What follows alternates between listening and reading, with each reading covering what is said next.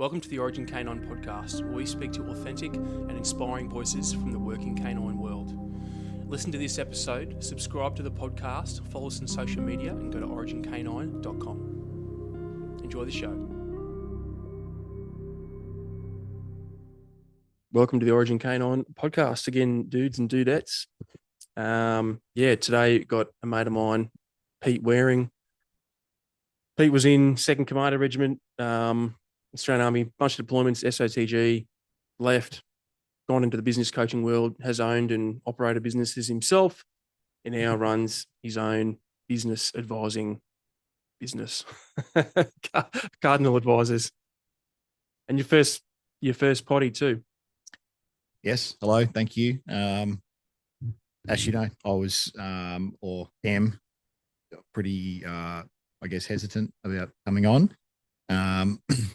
But I'm here. You convinced me, and I'm looking forward to it. I'm a little bit nervous, I guess, about talking to everyone. But yeah, and that's all accurate. Yep. Army. I'm sure we'll talk about that and a bit of business stuff afterwards. So yeah, man, happy to be here and hopefully have a good chat.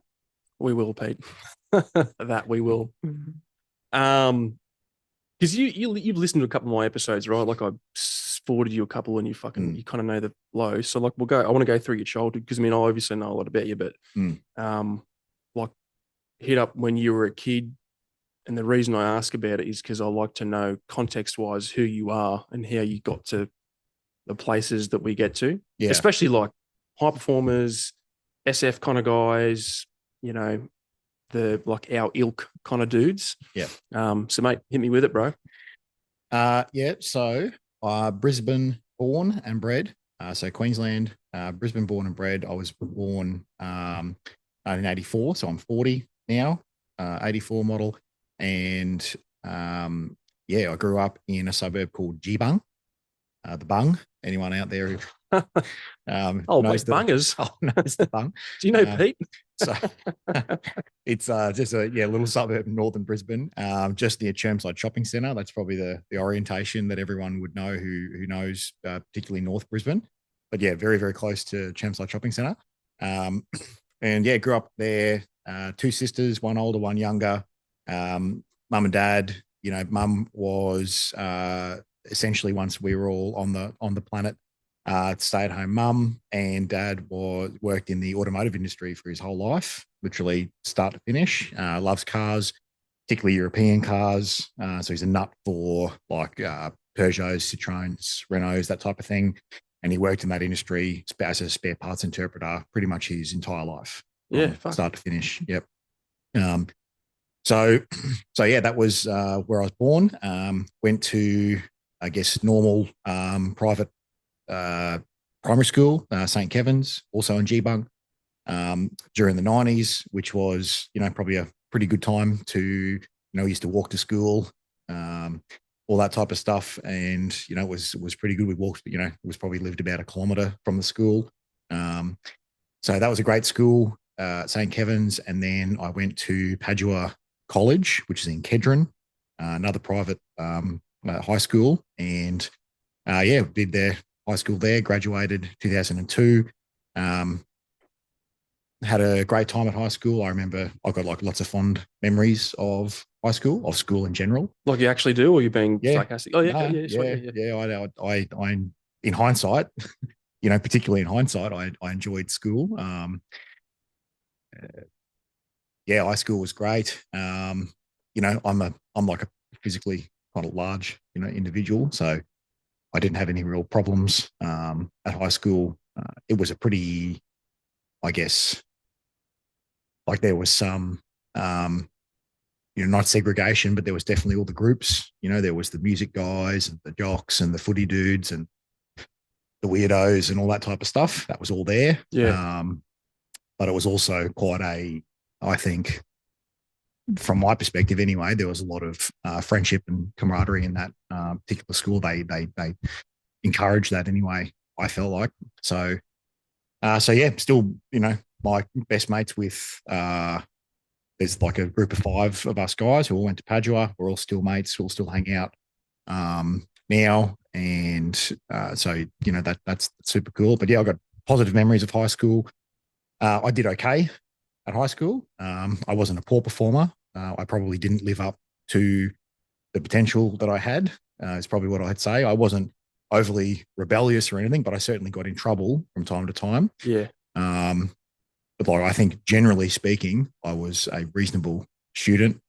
Got reasonable grades. I think I got a OP. I don't know if they use OP anymore, but I got an OP. I think I got a 13, 12 or a 13 or a 14. So just mid range. Well, I was New South Wales. We were HSC. I don't know what an Yeah, AP is. don't know what that. I don't even observation know post. Yeah, I don't even know what the comparison would be from an OP to a HSC. I got no idea. Yeah. Oh well, what I do know is that it was mid range. I would a C plus. I think is what I'd call it. Okay. Maybe a B minus. I don't know, C plus or a B minus, something like that. Yeah. So I did music at school, played the drums. I was in heaps of the bands, played all the sports that I could play. I actually enjoyed swimming. I was in the swimming club when I was younger. Footy, loved footy, tennis. So yeah, I've got overall all heaps of positive memories from high school and schooling in general. Yeah. It's funny because like that just sums you up. When I hear that, I'm like, that's just you to a T, right? You're like stable, consistent dude, like no wild variations up or down, if that makes sense. And I want to, and that's important for me to mention because I want to go into that later on when we talk about like post-military stuff and post-deployment, those kind of things, especially in a period in the Australian Army when there was like a heap of mental health issues and PTSD, blah, blah, blah, blah, all that type of shit. But like, yeah. And I want to go to that one again later. But so even like were you like low, mid sort of socioeconomic as a kid in your household though? Yeah, I'd say just below mid, just below. Mum didn't work for quite a while. Yeah. But like I remember we got like Centrelink, like the youth allowance.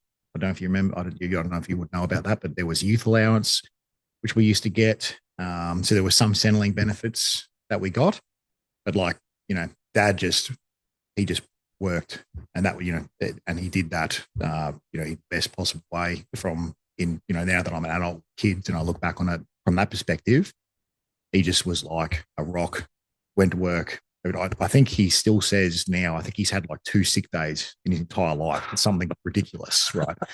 And he worked for 50 years, and the other one too was he was always would joke well, I don't have to joke, it was a joke in hindsight, but he would always had the shits about the fact that I think I was born on a Sunday. And I think either my big sister or my little sister was born on a Saturday. So he didn't get any days off. So he only got 1 day off for the 3 kids who was born on a weekday. And then he was worked the day before and he worked the day after as well. But that's what they did back then. Particularly in the 80s, there was like, and the boss was just like, well, you're not having the kid sort of thing. So you come to work, right? Like you didn't have the child. So yeah, he was my dad was locked in like that. And that's probably where I have drawn, and from my mum as well, have drawn a lot of that. I guess I'm a slow moving individual from like a decision-making process perspective. Yep. I don't do things like, I have got impulsivity in me for sure. But for larger, I guess, life type of decisions, I make slow decisions. I talk to people about it. I think things over. And the idea has probably been in my brain or has been, marinating away probably for weeks or months before I even vocalize it to anyone also. As I do a lot of thinking. So sometimes people can be a bit blindsided when I make decisions because like I've been thinking about it for ages. You've like already just reconciled in your head so like it's what it's done. going to look like. Yeah. Yeah. And that happened like when I think about a few of the different transitional things I've done in career-wise. I remember having conversations with my dad, who's also a slower moving guy. Like he doesn't make fast decisions. And and telling him about them, and his reaction of being just like, no, no, no, no, no, no, no, hang on, you're not going to leave that and go, surely, no, no, no, no, no. And then eventually, because he's like, 90 days behind my decision-making Yeah, process. yeah, yeah. At that So point. he's got to go through his own little Yeah, fucking he's got to marinate on it. But I think with him and I have got very similar like that. Yeah. So yeah, yeah. But there was like no particular like stress in the household during that time. It was just pretty consistent. And your two sisters too, they were kind of the same, like no crazy childhood stuff going on there, just normal, stable, No, just well, up and no, I mean my little sister she definitely has had some trials and tribulations. She had a stroke when she was like 2 or 3 years old. Jesus. So that was significant. That's had ongoing effects and will have ongoing effects for her whole life, just with that side of her body and the neurological damage that happened. And it's very unusual to have a stroke that young. Yeah, yeah. And just remind me, like every time I hear the word stroke, I think heart attack, but it's not. Your heart, is it your brain? It's I think it's like essentially like a mini brain, like a clot in your brain. You probably have to get Google out to get a better description of that. Yeah, but it's something. Is it like oxygen deprivation, or there's a clot and it stops the flow of your brain? Yeah, but only for a moment. Yeah, So massive strokes people will die from them because of that reason, but smaller ones they won't. So normally it'll just affect like one side of the body. So like with my little sister, her left side essentially like went limp, and she couldn't function it for that reason. So yeah, so she was so that was significant. Do you remember that? Kind of. Like I think I do. You would be about 5 or something. Right? I think I was, because I'm nearly 4 years older than her. Oh, yep. Yeah, I think she had it. So she's 2 or 3, so I would have been in the range of 5 or 6. Like I think I remember it, but I don't know if it's a real memory or not. Yeah, I don't know. Like I have that. I have a memory of what I think is mum or dad, like with her, holding her in their arms and like bringing her down the hallway and maybe ringing the ambulance. And I was just sitting on the couch, kind of being like, what's going on type of thing. Watching fucking Nickelodeon or something, yeah. Yeah, I don't know. And then the next thing I remember is her coming home from the hospital and having all these gifts and stuff like that in the car and thinking to myself, where are my gifts? Why don't I get anything? I'll have a fucking stroke. You're like, which like it's yeah. But now I've got kids. Now I realize how their minds work. And I look back and I just go, oh my god, like probably the most like traumatic thing that could have possibly happened to my parents. It would have been so traumatic, right? Yeah, 100%. And there I am just going, where are my gifts? Why didn't I get something? Yeah, like we talked about upstairs before, like around like Christmas time, like the advent calendar or the whatever it is, and then like the chocolate every day, and then kids are like, I want to fucking eat all the chocolates and just open it now. Yeah, I'm not waiting for that. So no, that was significant for my little sister. But I mean, she went through school normally. There was no. She had ongoing health issues, certainly, still to this day, with like fibromyalgia and things like that, and a few other, like a certain form of epilepsy that she ended up with. So yeah, that was significant for her, definitely, still is. And yeah, my big sister was very smart. She's still smart.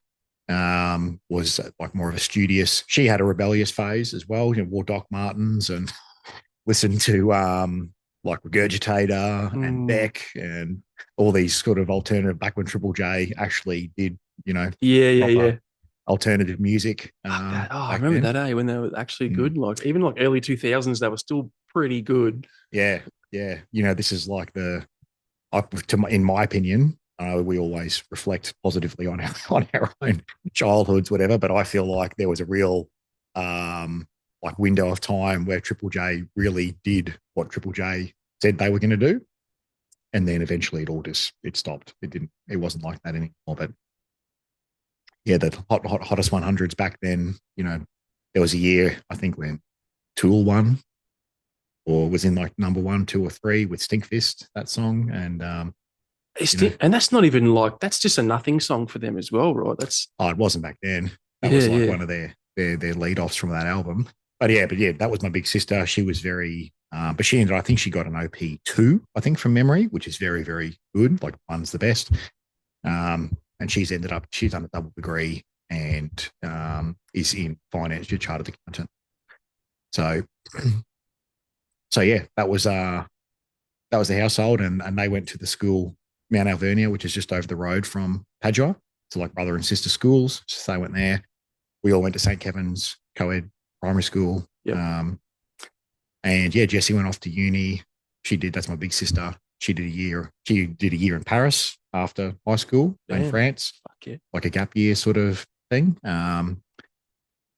So she did that. And Rose has been, my younger sister, is essentially been like in the medical receptionist, mental health, government, and then into like youth placements. And so she's kind of has like a admin, but it's like a mental health slant to it. Yeah.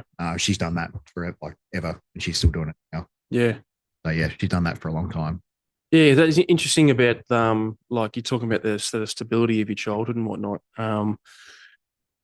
So I'm moving away from your sisters now, but like I've definitely noticed that when I good, that's a bit me. Because like I don't really have a lot of friends from when I was a kid. I got two of them, I think. Like one was a family friend, he's one of my best mates still. And then like one friend from high school. That's about it. But you've got this sort of like friend group from high school, which for me is wild because of all the stuff you've done post school, you know, the military and whatnot, and the business world and everything, to like retain those friendships. For me, that's just, I mean, for me, and I'm a fucking chaotic dude. That's a wild concept. Yeah, well, I mean, those, you know, I love those dudes. They're, you know, it would be, I'd hang out with them every week if I could, you know, but like we're obviously have our own friends and families and all that type of stuff now. But I think, I mean, I'm sure it still happens today, but I mean, certainly back when I went through high school and everything, we were encouraged to like really form good, long-lasting friendships. And yeah,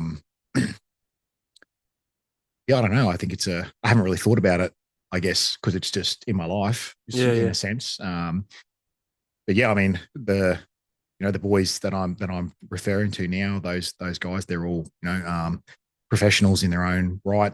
You know, they've all had their own life journeys as well, et cetera, et cetera. Yeah, we've always just stayed in touch, and yeah, when we still laugh about high school and how stupid we were, and you know, all the dumb things that you do, that's all part of it.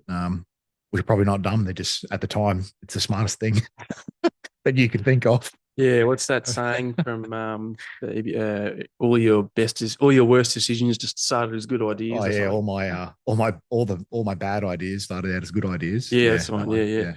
100%. So where did the military then come in for you? Because I mean, if you left high school 2002, like just post September 11, yeah, was that a thing for you? Not really. No, like I remember it. You know, I remember. But you weren't like, well, what I do remember is that September 11 is my dad's birthday.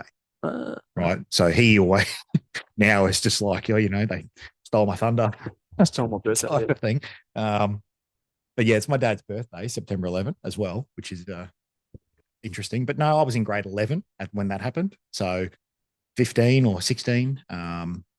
Obviously was aware of it, and it was on the news constantly for, you know, weeks or whatever. But there was nothing there that was like a direct linkage in the future to me joining up and wanting to particularly, you know, go to Commando, et cetera, et cetera. There was no linkage there at all. Yeah.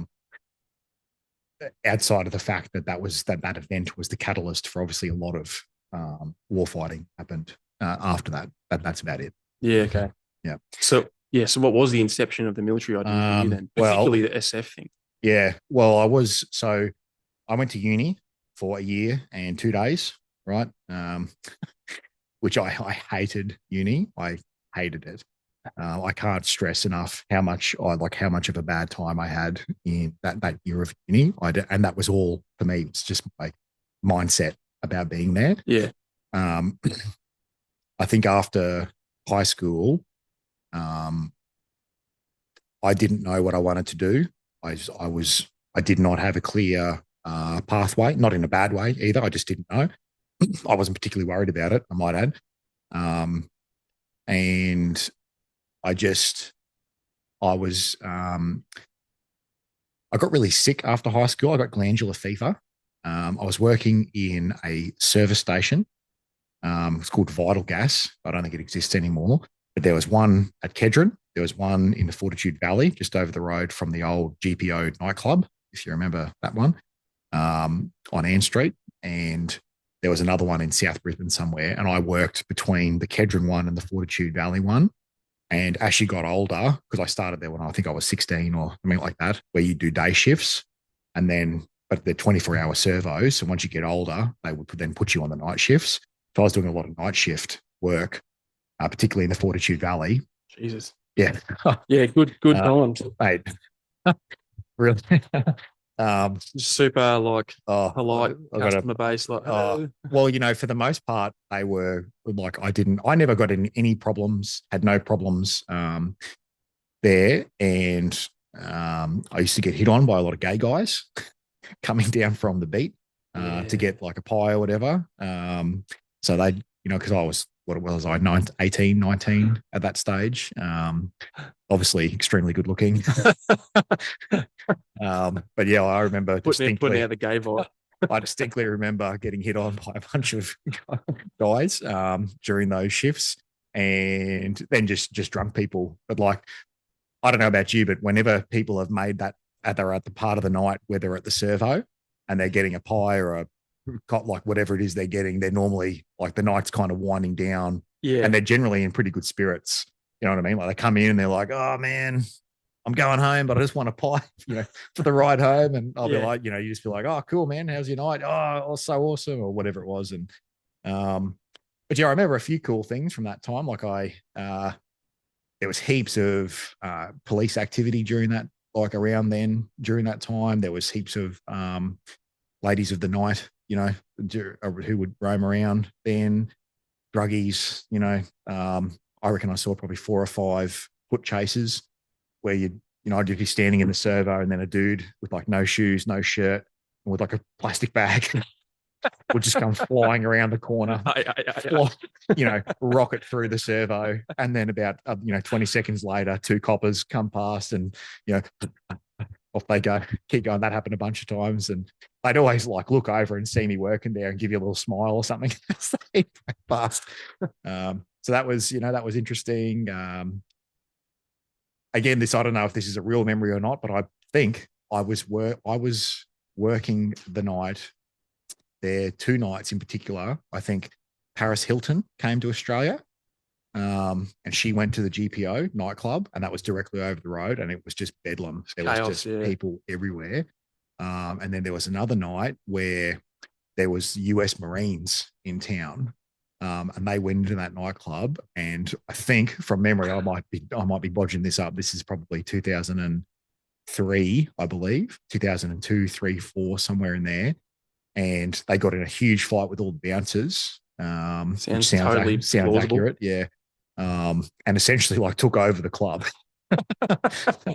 Not literally, but essentially like kind of overpowered the security guards that were there. And because they tried to remove them, and then they were just like, okay, well, we're not going to win this one. We'll just leave them in here. So I remember that too, from working there. But yeah, that was my uni year, right? So I got glandular fever, got quite sick, and there was, and I don't know what it was about uni, but I just the relentlessness of it being, because it's essentially voluntary, it's self-led, like you got to go, and which sounds stupid to say because it's like no shit. But at that time, for my mindset, I just couldn't. And I had to go to Griffith Uni, which was on the south side. It was ages away. I didn't have any money, so it was like buying bus tickets, and it was like 2 buses and 1 train, or it was drive an hour. It was just all these things were obstacles for me, then I did not want to do it. Yeah. What did you study? It was called environmental technology. You just fucking threw it a fucking dart at a board, and you were like, man, environmental technology. So what I probably won business ethics. one thing, and look, this is probably just anecdotal for me in particular. I haven't really spoken to too many other people about this, but at high school, you had to go and see the school counselor in like grade 11 or grade 12. And it was essentially about what they were going to help you get prepped to go to uni. Because Padua was very much you do a trade or you go to uni. They were your options. There was no talk about public service of any description, business, nothing. You did a trade or you went to uni. That's my recollection of it anyway. Yeah. So I didn't want to do a trade. So essentially I was going to uni. I liked social sciences, like geography. I enjoyed. I didn't really like the sciences too much. Like I didn't like biology or physics or anything like that. Maths and stuff. No, didn't like it. And when I went to see the school counselor, she basically, I guess, had this little checklist thing of what we went through, put it against some kind of matrix or whatever that she was working with. And it basically came up with there was environmental engineering and environmental technology. And environmental technology was essentially the same thing as environmental engineering without the mathematical component or without the physics for one of them, something like that. And so she was like, well, that looks pretty good. You only need like an OP 16 because it wasn't a popular course to get in. So she was like, you'll probably easily get that. So you should have a look at that. And I was like, okay. And basically all I said was, I don't want to do chemistry. I don't want to do physics. I don't want to do microbiology, but I would do geography and more social sciences and stuff like that. Like I don't mind that. And then finished high school, go to uni, rock up for my first day of uni, and my subject list was literally chemistry, physics, microbiology, and I was just like, "What the fuck? What is going on here?" Like, speak to the manager. Oh man, it was just the worst. And I had other social sciences in there too that I had to do, and so studying full time, and I just muffed it. I really did. I wasn't in the right mindset. I didn't have I had no motivation to be there. The subjects weren't, they just weren't interesting to me. And in the end, ridiculously or not, I ended up passing all of the science subjects because I was so worried about them. Right. Yeah. So I really knuckled down and passed. So I passed reasonably well in chemistry, microbiology, and whatever the other one was. And I fucking failed the social sciences, which was the ones that I was there to do. So yeah, it was just, and look, from what I understand, with that degree, essentially, like you have a career like working for somewhere, like you would work for a council, for example, and if they're going to put in or they're going to rejuvenate like a marshland or a swampland or a wetland of some kind, they'll normally have some kind of outcome that they want for that area. Like, so the soil won't have enough nitrogen or have too much phosphorus, or there'll be some component that's caused the degradation of the environment. And an environmental engineer and an environmental technology graduate would be the people who would come in and like design how you fix that. So we're going to put in this type of fish or this type of plant, or we're going to use this type of filtration system, which is going to fix whatever the issue is. That's what they do. Which is like boring as shit, but 100%. super interesting at the same time. Yeah. Like hyper niche. Yeah, you'd have to have some fucking ridiculous knowledge. Yeah, so you were like, yeah, no, I'd rather just fucking shoot bad dudes and jump out of planes and shit. I just wanted to leave. So at that time, I was going out with a girl, and my girlfriend at the time, her big sister's boyfriend was the personal pilot for a guy whose name is Peter Champion, who had just opened a company called Champion Mining in North Queensland, so near Mackay, west of Mackay. And they essentially wanted to recruit young, sort of untainted individuals, I guess, to go up there, learn how to drive trucks and tractors and and put us and go to work. So I essentially took this job as a fly in, fly out coal miner working for Champion Mining. And yeah, so I got that, which was the complete opposite of doing environmental technology, Yeah. which is all, save the environment, fix the environment. And it's like, I'm not going to do this and just dig, dig massive holes and, do like something very destructive to the environment. So yeah, I got that job, but I wasn't thinking about that at the time as a, whatever I was, 19-year-old, 20-year-old. It was just about, I had to get out of there. Didn't know what I was going to do. They were paying, huge money. Yeah. Especially back then, I think that would have been around that. I don't know if it was a mining boom, but it was like probably better than what it is now, right? I don't know. Yeah. I don't know. I don't really follow. I think it's drying up a little bit. Not drying up, but I don't think the massive money in it like it used to be. Yeah, I don't know. I've got no idea. But yeah, so I took that opportunity, and that was like one of the first times where I had one of those conversations with my dad, where I was like, "Hey, I'm leaving uni and I'm going to go to the coal mines," and he was like, "What? No, don't do that. You couldn't possibly." And then anyway, I went and did it, and ended up being. I probably would say that the coal mines was where I had to mature there, because I went there very, very immature. Hadn't worked really anywhere in a proper workforce before, and at that time it was still not as regulated as it is now, or like safety wasn't the biggest concern. Production was still the big concern back then. There was I think there was, in the whole crew, I think there was like maybe one female there, maybe two. I don't know, or that, and I don't think they came along initially. It was all male crews. I guess it was like the last sort of phase of that industry before they, I guess, normalized it probably to what it is now. But yeah, it was from my perspective, being a young guy, first proper job, getting paid quite well, out of home, in a new area. I hadn't gone up there before, totally different. And these guys that I worked with, some of them were like city boys like me, but a lot of them were proper, outback, kind of guys, all that type of stuff. And they were just very different guys to what I was used to, in a positive way. And so, yeah, a few of them, I got pulled into line, many times in that first year of being up there, just gobbing off and, doing dumb stuff, and not appreciating the opportunity I had is probably also something that they, I think the older dudes, from their perspective, when I look back on it now, I imagine that they were probably pretty annoyed that this bunch of, young city dudes with no experience was getting this opportunity, when there was plenty of, probably their mates who didn't have jobs and all this type of stuff. So yeah, we got this, so we had this opportunity to do that. So I went and did that for about 3 years, just driving trucks, ended up getting on a grader, did the grader for a little while. But 3 years is not a long time, in the mines. In the mines. No, like dudes do it for 15, 20, 30 years type of thing.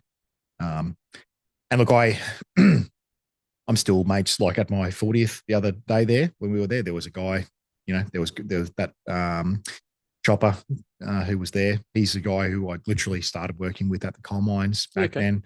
And there's a bunch of other of them that I still talk to, still in contact with now. But the actual like job and lifestyle was really off-putting to me. There was a lot of dudes up there who failed marriages, a lot of alcohol, very negative lifestyles. And it just, I don't know. I think as a young fella, I just didn't. There was something about it which was not meshing, I think, with the values or something that I was developing at that time. Almost like I don't want to be that guy kind of mentality. A little bit, yeah. A little bit. So yeah, I did that for a bit, earned some good money, spent a lot of it, spent a lot of that money. And, I bought a car and had moved out of home and had my own, I was living in my grandma's house. And, so it was good. That was a good time. But yeah, I actually had an injury. So I couldn't work for like a long time, like about 6 months. And during that time, when I was injured, I started reading books, started watching movies. This is 2005, 6 type of time. So there's no social media or anything like that, no smartphones. So it was like books. I think even DVDs were new back then. I think. And so yeah, I had all this time off and I had nothing to do. Like I just had nothing to do. And I was kind of laid up for a period of it as well. So I started I read a lot of books, and eventually I was going through topics. And I don't know where it came from or why or how, whatever it was, but I picked up a few military books. So I remember reading a book that was written by a US Marine lieutenant, and that was one of the first books that I read, and it was about when they did their push into Iraq. Yeah. And I found it. Well, I think I read it twice. I found it really captivating. What he taught and how he talked about it in that. I kind of shudder to think, I don't want to go back and reread it now that I've been in the army. I don't want to go back and reread it because I think it'll ruin the memory I have of it. But at the time, I found it to be really captivating. And then that just kind of, I went off down this path and I just read everything I could get my hands on. There was that book, the SAS, the signaler guy. It's called 18 Hours, I think, is the book is called. Jock or Jack. Jocko Willink. Jock Wallace. So I read that one. I read Wallace. I think it's called 18 Hours. That book. Yeah. But was it about Shawali? Not Shawali Cott. I don't know. You're gonna Tora Bora. Yeah, like I was telling you, I got a terrible memory with that stuff. But I read that one. I read a kind of a bunch of the classics that you'd read back then, and then I got into the movies. So this is literally stuff like Rambo. I hadn't seen Rambo, so I watched Rambo's. I watched Black Hawk Down. Yes. Apocalypse Now, like all the war movies. And the more I watched it, and the more I was reading these books, this thing was like starting to formulate in my head of like, I should go do that. That seems pretty cool. Then I started reading up about like the fitness levels, the intelligence levels, all this type of stuff. And eventually ended up on like the Australian Army website, like essentially kind of not researching, but looking through all the job opportunities. And, I wasn't like obsessed with the SAS or anything like that. It was in my head, I was just like, well, I wonder what the opportunity is. But like, I get asked the question all the time, like, what inspired you to go to the army? And I don't really have a better answer for it than that. The way I would answer it, most simple answer is I just wanted to. That's it. I just wanted to. So I don't really. There is military history in my family, but not like we're not a military family. Like there's not shrines on the wall, and we don't all talk about Grandpa Joe who was in the book or something. Yeah, like we're not a military family in that sense, but there is military service in our history, and quite good military service too. Stuff that we're, but it's not a topic that comes up at the kitchen table type of thing for my family. So it was a bit unusual in that sense, that decision for me to go and do that. And I think being 22 at that time, I think I was after something that was going to be challenging. I also there was something in there around, I guess, like the physicality of it and the toughness aspect, mentally and physically, and like, I guess probably proving that I could do it to myself or something like that. Cause I was reasonably fit. I've always been a reasonably fit individual, but not it's not outstandingly fit, but just reasonably fit. Played footy and all that type of stuff, swimming, et cetera, et cetera. Even back then I would train a couple of times a week, weights or running or go play footy or something like that. So I would still train. And yeah, that's pretty much it. I just was interested in it. And then I went and looked into the options available on the Army website, and there was this thing on there called Direct Entry, the DRS. And it basically, from what I remember, it just basically said, you've got an opportunity to join the Special Forces from Civvy Street if you can meet all these standards and da-da-da-da-da and do all this stuff. And I was like, there it is. That's what I got to do. That's easy. It seems simple enough. Yeah, it's you just apply and away you go. So, and like honestly, in my head, there was no other option. Like you had to put 3 options down. Yeah, it was like, you had to put like your preference of what you wanted to do. And I really struggled with the other preferences because I was like, but I don't want to do anything else. I haven't looked at anything. So I think in the end, I put down DRS first option, infantry second option, and I think it was like the fireys because for the third option, like army nurse. they were like with the on the website back then. I remember there being some the way that the word picture for the fiery job, they alluded to, or there was like an inference in there of that they somehow worked with special forces guys, which is obviously totally ridiculous, right? I mean, like I'm on a spreadsheet somewhere. I'm sure that they're like on the. But it was something to do with like the search and rescue, or I don't know. They worded it in this way of like you would work with them, and I was like, oh well, that's option number 3, because that's would be some kind of linkage back to what I really wanted to do. Which as soon as I got in and I had any type of experience, it's like, well, that's a complete lie. But good marketing for them. Well done to those guys. So yeah, man, I applied and had to do. It was quite a while, from my application to going through. So yeah, higher physical testing you got to do. So I think it was like the normal beep test was a 7.5. I had to get a 10. Yep. I think it's instead of 15 push-ups, we had to do 30. I don't know. I can't remember exactly. But there was slightly better, slightly higher standards, and the aptitude standards and all this type of stuff was all higher. But no, I trained up and that was that. Yeah. Had a crack at it. So yeah, then there was another conversation with my dad where it was like, hey, so I'm leaving the mines and I'm going to join the army. And he's like, no. No. What? Hang on a minute. What do you mean? Keep talking. I'm just going to fix this camera, but I can still hear you. Right. So yeah, I spoke to, told Dad, told a few of my mates and everything, and it was all a big shock to them, as you'd imagine. And because it from their perspective, it really would have come from nowhere that I was off to do that. And there's one person I remember who I went and spoke to about it, who's a good friend of mine, and I went around to her house, and I fully like sat down and I was like, oh, I need to tell you something. And she was like, when she recalled it later on, she was like, I thought this was like the cancer conversation, like you're going to die type of thing, and then you just said, oh, you're going to the army. So yeah, it was a bit of a shock, I think, to the people around me of what I decided to do there. And so yeah, away I went onto that route, doing the DRS thing.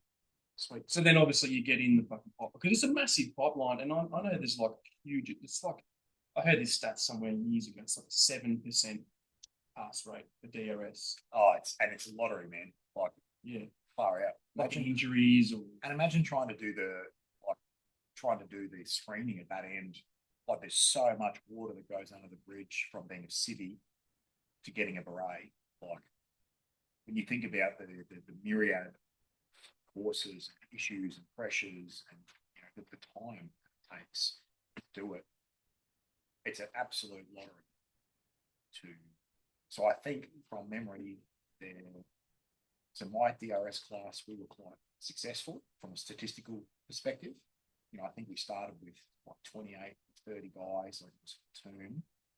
I think out of that group, 12, 16 of us ended up with berets eventually. Like, it took a few of the chocos a bit of time to get through.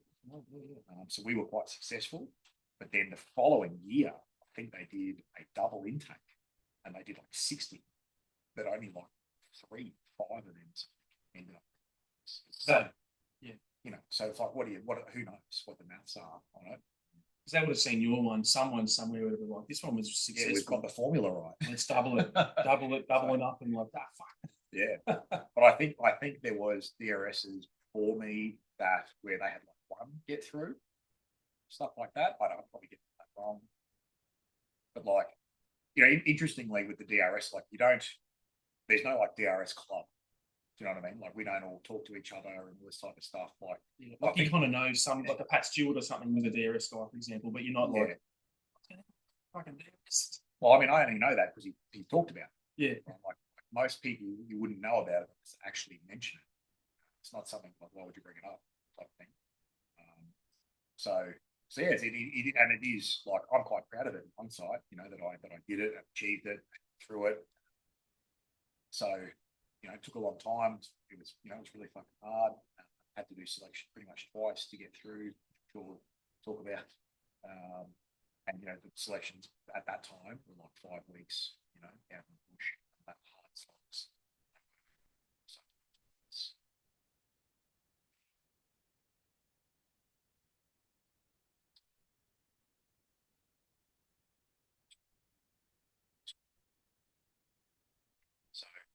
So yeah, man, so I got in, and off to Kapooka we went, normal type of thing. In hindsight, again, enjoyed Kapooka. It's pretty sort of low key. I was, you know, hugely overweight at that time. So I think I rocked into Kapooka. I think I was like 128 kilos. Yeah, big, big. But I have an engine, right? So I could move. Or I could back then anyway. So it didn't really slow me down, and I think I lost like 20 something kilos at Kapooka. At Kapooka? Yeah. Fuck. I just didn't eat. I just didn't have breakfast. I didn't have breakfast. I think I had an apple every morning. Had bugger all for lunch, and then I had a normal dinner. I just didn't eat very much. And because we were in the DRS environment, they after you know, that time between dinner and going to bed at night, which is sort of dead time there because you're there for 12 weeks. So it's a long time. A lot of those nights you didn't have anything to do. So we would all train again at night time. So I remember dudes, you know, just doing like an hour of step ups onto their, you know, the 6-handle trunk at the end of the bed and push ups and just whatever you could, you know, do basically. So yeah, I lost a lot of weight at Kapooka, which was good. Off to Singleton, you know, Singo was fine. Normal sort of stuff went on there. The school of cool, so that was good. Enjoyed that as well. Had a good time at Singo. Enjoyed the skills. We had good instructors. So yeah, remember that was quite good. Lost a few dudes during that time as well, like DRS candidates that were dropping out during that time. Because they would have been harder on you at Singo because you were DRS, right? Oh, 100%. To a degree? Yeah. Because SFTC was at the school at that time, wasn't it? Yeah, it was. Yeah. So they were all.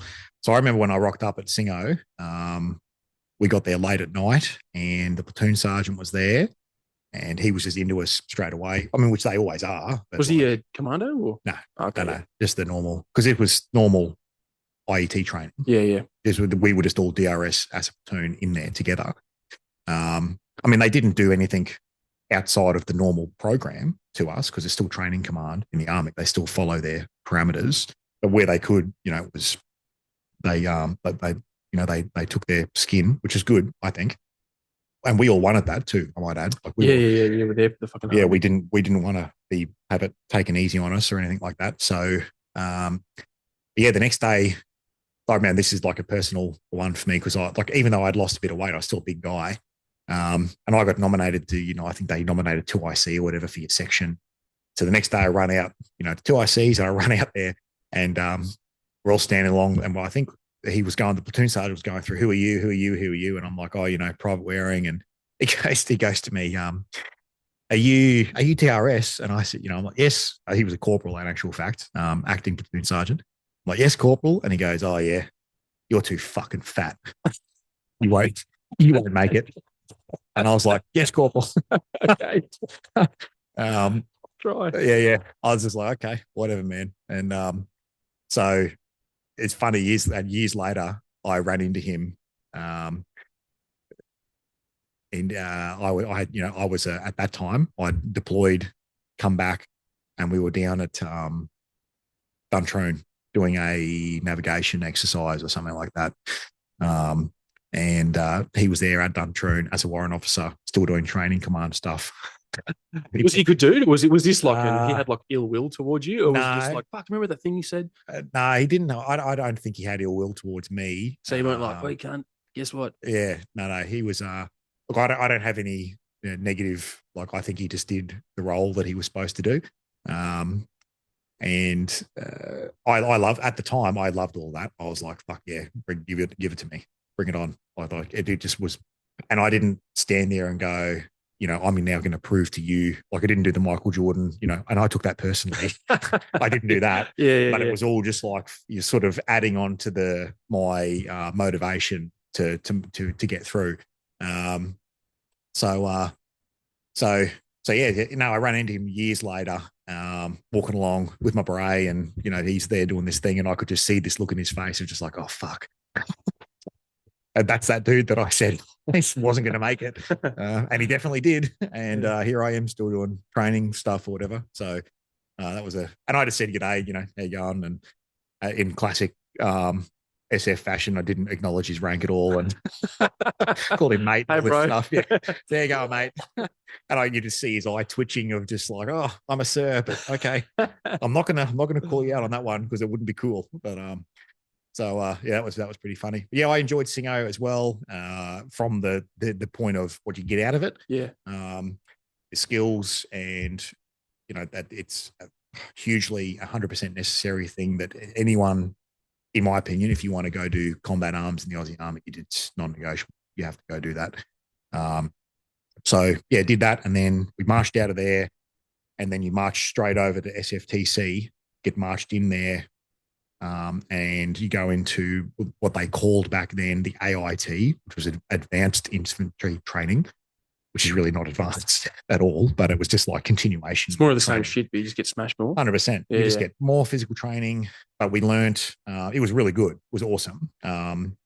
We did all the weapons. So you learnt Beretta, shotgun, M4, something else. But you did those weapons that you were going to get because you get tested. You used to get tested on them on selection during the weapons week. NavXs all the time on the Singleton range where the NavX was for selection. So a lot of us, when we got on selection, I didn't even half of the checkpoints that I had, I didn't even need the map. I just knew where they were. It's like, oh, that's that, junction road here. And I just walked there because you just knew the range so well. So yeah, that was AITs was good, and we had some tag-alongs come in there as well. We were talking about a few of those dudes last night who were like engineers and aviation guys. They did the AIT. So if you were, for example, if you were an engineer or aviation dude and you wanted to do selection, they would send you to do the AIT as like a upskill, prepare you for selection course. Yeah, because they didn't have any infantry skills. So we had a bunch of those guys come along. There was like a Navy lieutenant who did the course as well. There's weird stuff like that. Whole bunch of random ring-in type of people. So yeah, 8 weeks, Singo, 7:45 PT, and then just skills all day. Go and have dinner and get your weekends off. It was awesome. Because I remember seeing that when I was in 2009, I was posted there to the school in that TSP thing. And I saw the AIT dudes, and fuck, they were getting absolutely worked, man. Oh, yeah. Absolutely worked. Yeah. It looked hectic. Yeah. So they do, we did like a mini, at the end of it, we did like a mini, because they would bring along the SIOS dudes who were doing their corporal courses, and they would take us for like section attacks. So we would be their sections. Yeah. So we did that as well. So then you were working with beret dudes from 2 Commando and from SASR as well. And like current guys, not like, ex-unit members that had gone to SFTCs, instructors as woes. They were like the actual operators. Proper operators, yeah. And all of them had deployed, which was just unbelievable. At that time, we were just like, oh my God, this guy's actually deployed. And you're hearing stories about the GAN and all this type of stuff, so that was super cool. And getting to interact with real beret qualified dudes as well. That was awesome. Were they chatty with you, or were they just? Yeah. Oh, so they weren't just like, shut up, lid. No, yeah. No, they were great. I remember them all being.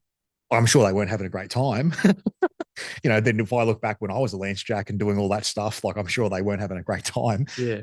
Were there cats on the course as well? Like Yeah, SAS car? yeah. And they were the same, pretty friendly. Yep. Yeah, sweet. Normal dudes. Yeah. They were all fine. That whole rivalry thing is more of an old brigade rather than a new brigade thing. Yeah. It's still there. Don't get me wrong. Mate, you get a bunch of fucking alpha males doing anything like. Oh. I talked to Pat about this. He's like, you can get two groups of alpha males and like.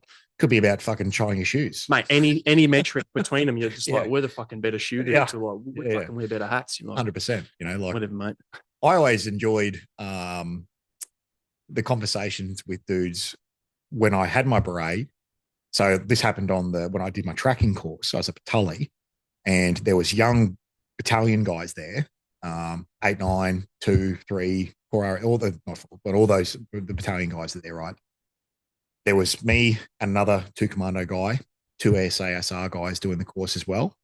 And the young fellows would come and talk to us, what's it like? What's selection like? What's the unit like? Blah, blah, blah, blah. And a bunch of them at that stage were still, like, I think I'm going to have a crack at SAS first.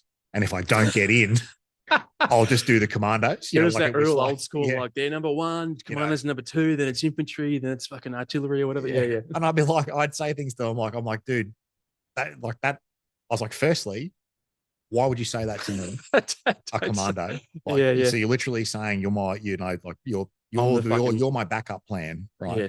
And I'm like, well, so that doesn't work for me, firstly.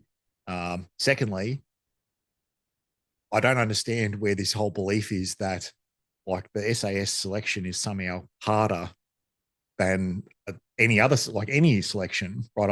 I'd say things to them like, is the 3.2 webbing run, is it longer over there? Yeah. Are push-ups harder in Perth? Like we're saying, like, just explain to me where your belief is or how that works, like that you think it's going to be like more difficult. And you can understand how they get to that. 100% is a mystique thing. Yeah. And the SAS does a way better job of their marketing. I remember in the Army rag, there was just that like one black page, and it would just say that it was just literally a black page. And it was right at the bottom. It would be like, if you want to know, you've got to join or something like that. Or, it was an SASR selection recruitment post advert. Yeah. And I remember looking at it and being like, that's fucking cool. I remember seeing something similar. And it was like a dude in like an alley and the light was on him. And it was like, if you want to know. Yeah. It was like a lot happens in the shadows. Yeah. You'll never know unless you come. And I was like, and I thought the same thing. I was like, that's actually pretty cool. Man. Like, so they're really good at that. They're really, really good at that. And they're the mystique that they maintain. They do an excellent job of that, which 2 Commando doesn't do. I guess probably deliberately to not to be like that. But, and like it's different brands, like different dudes. Yeah. So I don't have any like particularly poignant memories of combativeness with them and all that type of stuff. On deployment, we were all so busy. It's like, you barely would even know that they're there from my perspective. Yeah. So yeah, man. So yeah, we did AITs, had those guys on the course, finished that. Then there was a bit of a wait until the actual selection course started. So this is September 2008, where we are now. Went on, did that selection course, and it was that was a really good course, like hard, guys. I remember, and it was that was probably like a real first moment to my mind where I realized the seriousness of what I was doing, and the consequence that was involved in doing it as well. So there was a dude, and anyone out there who's listening, right, if I get any of this wrong, I apologize in advance. But I'm going to fuck with this camera, but off. Yep. There was a guy on that course who I think his name was Fussell, Lieutenant Michael. I think it was Michael Fussell. Yeah. So he was on that course for the first couple of days. I don't remember specifically what happened in regards to him leaving the course, whether he withdrew or was removed or anything like that. But he left the course, and then it was literally like before we had finished the course. So only in the matter of like the next 2 or 3 weeks that he was killed overseas, and we were still on selection, and he was KIA over there. So I remember that was a real, like in my head, I was just like, holy shit, that dude was here like 2 or 3 weeks ago, and he's dead now. Well, that's serious. So so yeah, that was good, that course. Some of the hardest PT that I've ever done in my life was on that course. That 2008 selection. Some horrendous PT sessions. Was hot too that time of year in Singo. So yeah, hot during the day and just getting smashed. So yeah, so Yeah, but that was a good course. Like I enjoyed, and I was doing quite well on the course. So yes, we were getting smashed. Yes, it was a selection course, et cetera, et cetera. But I remember feeling like I was doing okay, and got all the way right to I think there was 4 days left, maybe 4.5 days left, and I got buzzed. On selection? Yeah. Oh, yeah, fuck. yeah. I got buzzed on selection. And it was a Friday afternoon when I got buzzed. And then it was Saturday, Sunday, and then it was a public holiday. So my next time, so basically, literally was like Friday, I think it was about 2 o'clock in the afternoon. Me and 3 other dudes got pulled off the course, taken back. So literally like pack up, done type of thing. Went down to the lines. No debrief, no nothing. And they were just like, because it's Friday afternoon. So I imagine they're all just like, fuck this, go home. They're binned anyways. So but I'm like, whatever. From our perspective, it was like, the most shocking, thing. 4.5 weeks you've been in the bush, just getting owned, and then you just get ripped out, not told why. And then it was basically come back Tuesday, see you here Tuesday morning. And it was like, come back, be here Tuesday morning, 8:30. So the next 3 days, I basically just spent sleeping, eating, went to the fucking Imperial in Singleton there. The Impy, yeah. The Impy. Had a big beard because, we'd been allowed to grow beards on that course. So, yeah, went back on the Tuesday morning, and in my mind, I was like, I'm fucking done with this. I don't care what they say to me. I'll go join a battalion, and away I go.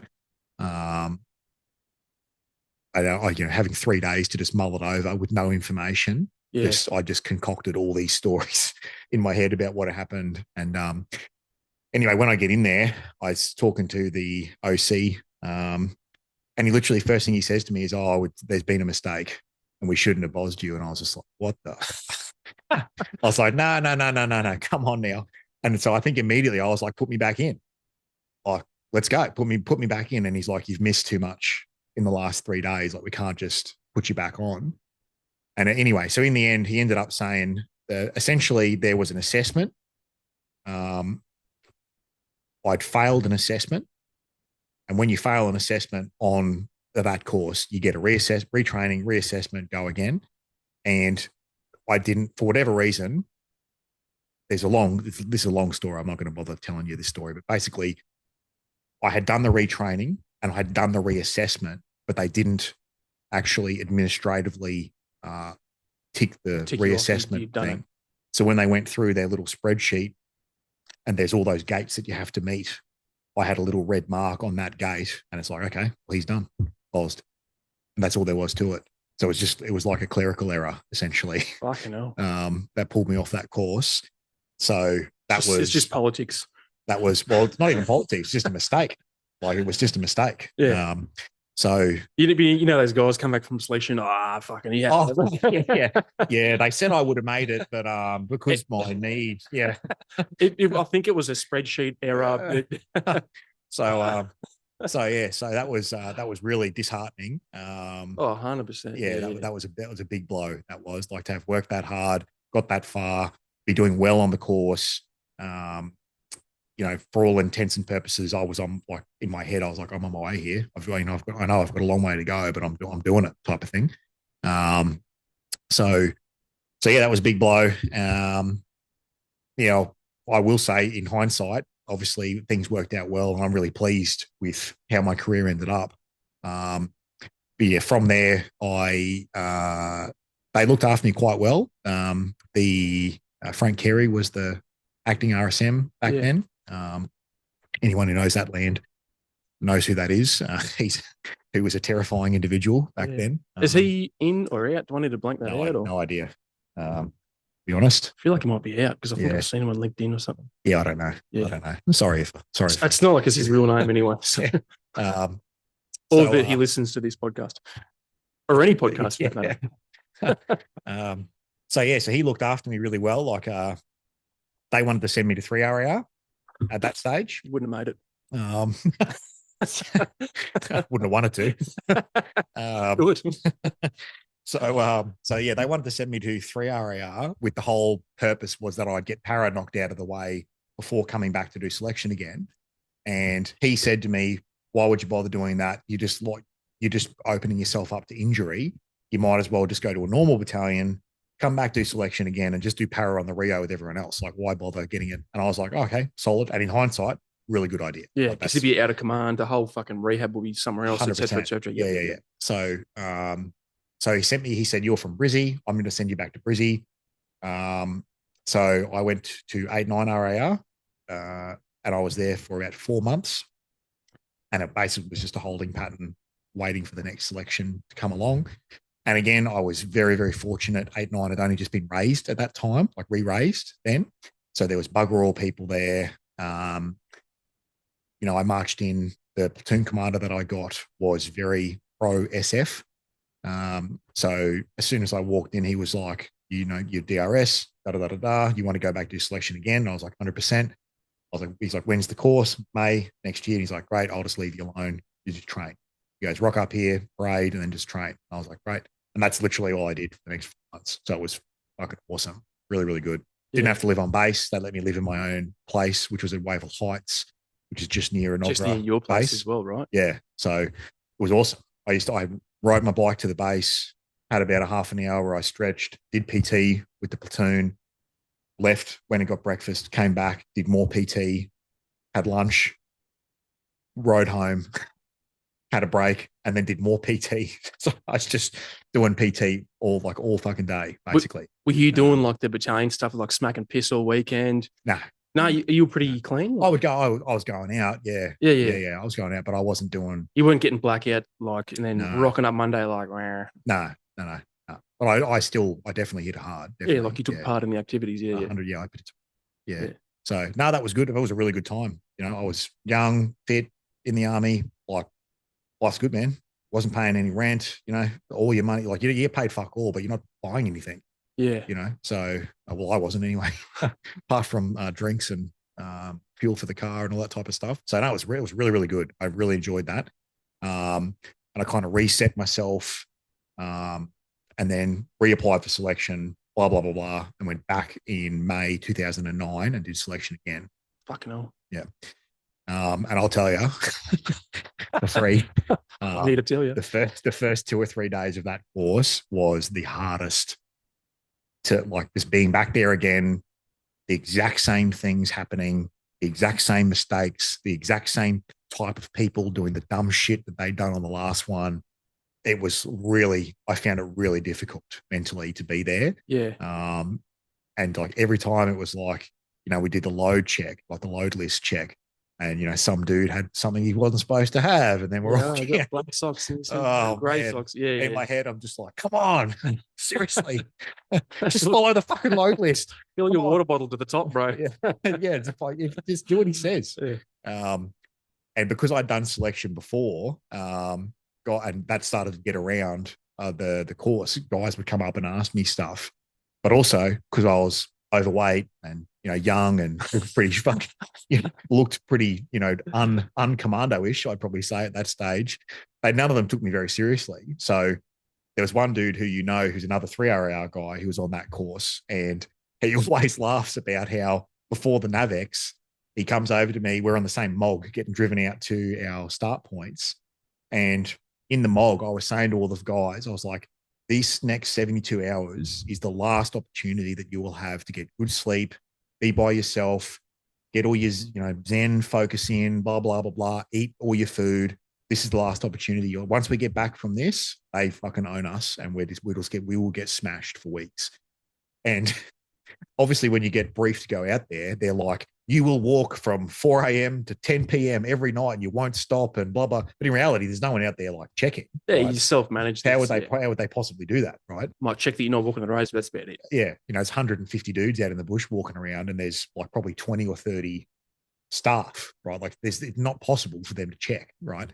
So in reality, most people get good kip during that time, have good feeds. You're not tactical either. Like you're non-tac. So if you're okay with being out in the bush by yourself, it's like a reasonable couple. It was anyway back then. It was a reasonable couple of days. So for me, I was like, I got my few checkpoints during the day, a couple of checkpoints at night, put shit up, racked out, good sleep, did it again the next day.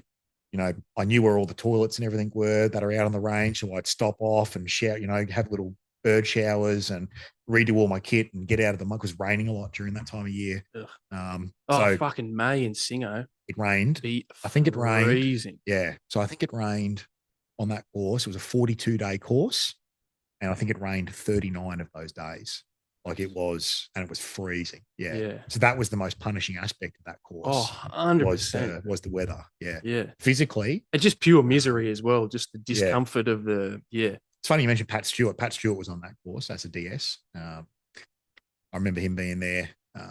And he would, like, when we would get back to that low-level alpha ops area, it was in the middle of the range where they had a little tent set up. Fob thing or whatever it was, Yeah, he was one of the dudes who'd be back there to like administrate you, like you around, squats and push-ups and blah, blah, blah, blah while you were there. So, and I have like a clear memory of him in a huge puff jacket, Ugg boots, with his camp shirt pants on, and like a recon wrap with his fucking hair, poking up out the top. And it was just like, what the hell? Just the classic sort of it's like, oh, that's an SF guy. He's not wearing anything, he had camp pants on, but outside of that, there was like nothing SOP or regulation. Nothing military. No ASODs, no ASODs compliance at all, which was funny and, really cool. So, and that's the type of stuff when you're on selection that you go, yeah, fucking oath. That's what I'm after. Yep. Right. Like, because we're all there in our fucking terrors and, boots bloused and shaving every day and, all this stuff. Like, so yeah, but that second, going back the second time was extremely difficult for the first few days for my mindset. I remember doing the 3.2 and nearly pulling the pin like multiple times on that run. I just running back on that main road at Singo, you just go out and back. It's one big. You hit that T intersection or whatever in the front gate or whatever. It's the middle. It's like the connecting road of the ring road. You just go out and back. And ran out because I wasn't super fit fast. Like I'm a plotter at that run. I wasn't very fit then. And yeah, just coming back. I remember coming back on that run, and there was one dude in front of me. And I was just in my head, I can just distinctly remember being like, "What the fuck are you doing again? Why are you doing this again? Like, this hurts. It sucks. It's cold. You're going to get like 2 hours sleep and then do a 20 clicker in the morning. Like, it's raining. Like, what are you fucking doing here, mate?" And it was really, really, really tough. And there was multiple times on that run where I was just like, just walk off. Walk off. It's funny, man, because what is it, like 16 minutes? Like, yeah. I mean, 16-minute run, and that's what's going through your head. And you're thinking, I can see why guys do pull the pin. It's a hard run too. It's a fucking hard run, and then you're like, I've got to do this multiple more times over the next few weeks, plus other stuff, rain, cold, yelled at, whatever, getting fucked around. Yeah, 100%. Yeah. Oh, Jesus. So I had a tough time on that run, but I finished it, and which probably speaks to a little of like probably why I've had some success in my career in that world, is because despite my internal voice, for whatever reason, I just kept going. I couldn't even explain to you why. I just kept on going. There's no chip on my shoulder about it. There was no like, I've got to fucking prove this to everyone. I just kept going. Well, I can tell you why. It's like, that's why I asked about the childhood stuff, because like the way you were raised, like your dad, he's like, you go to work, you just do it Monday to Friday, you do it. Like, kids are born to have one day off, maybe, then I go back to work, and that's just what you do. But that was, it was ingrained in you from an early age. That's probably accurate. And So yeah, man. But then after that, like I had a bit of a mindset shift, and I remember the rest of that course. Like I'm not going to say it wasn't easy, but as far as like my ability to get through it was, I didn't find it that difficult. It was a physically, because the weather was obviously way worse than the first course that I did. But from a physical perspective, it wasn't as hard as the first one that I did. Like the smash sessions that we did weren't as smashing as the previous one, but it was horrendous. And they really did a more mental stuff on that second one. Like there was nights where we'd get called out to do hollow squares, and to anyone who's listening doesn't know what that is, essentially there was like 100 of us on the course. We get put to bed at like 11:30 at night. At like 1 a.m, the DS come out and just scream out hollow square, and you got to get out of bed, get into all your battle order, and go and stand in a massive big square, shoulder to shoulder, and just stand there. And we did that multiple times during these nights, and they would, I think one night they left us there for like 4 hours. We just stood there. Nothing happened. Didn't do anything. And there was more stuff like that on that second course, where the previous course, it was very physical. Physically, that was where they were trying to break people. And that for me, standing there for 4 hours, it's like, fuck, I'll do that all the time. It's like, to my mind, I was like, we're not actually doing anything, so yeah.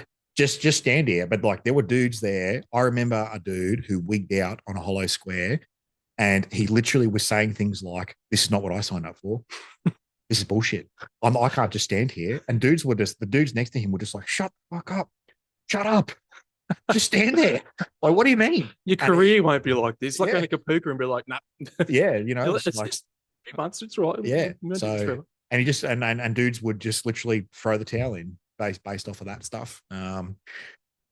So yeah, and that particular course, we did a pretty intense demarcation at the end of it with the no food and all that type of stuff. I remember that was really intense.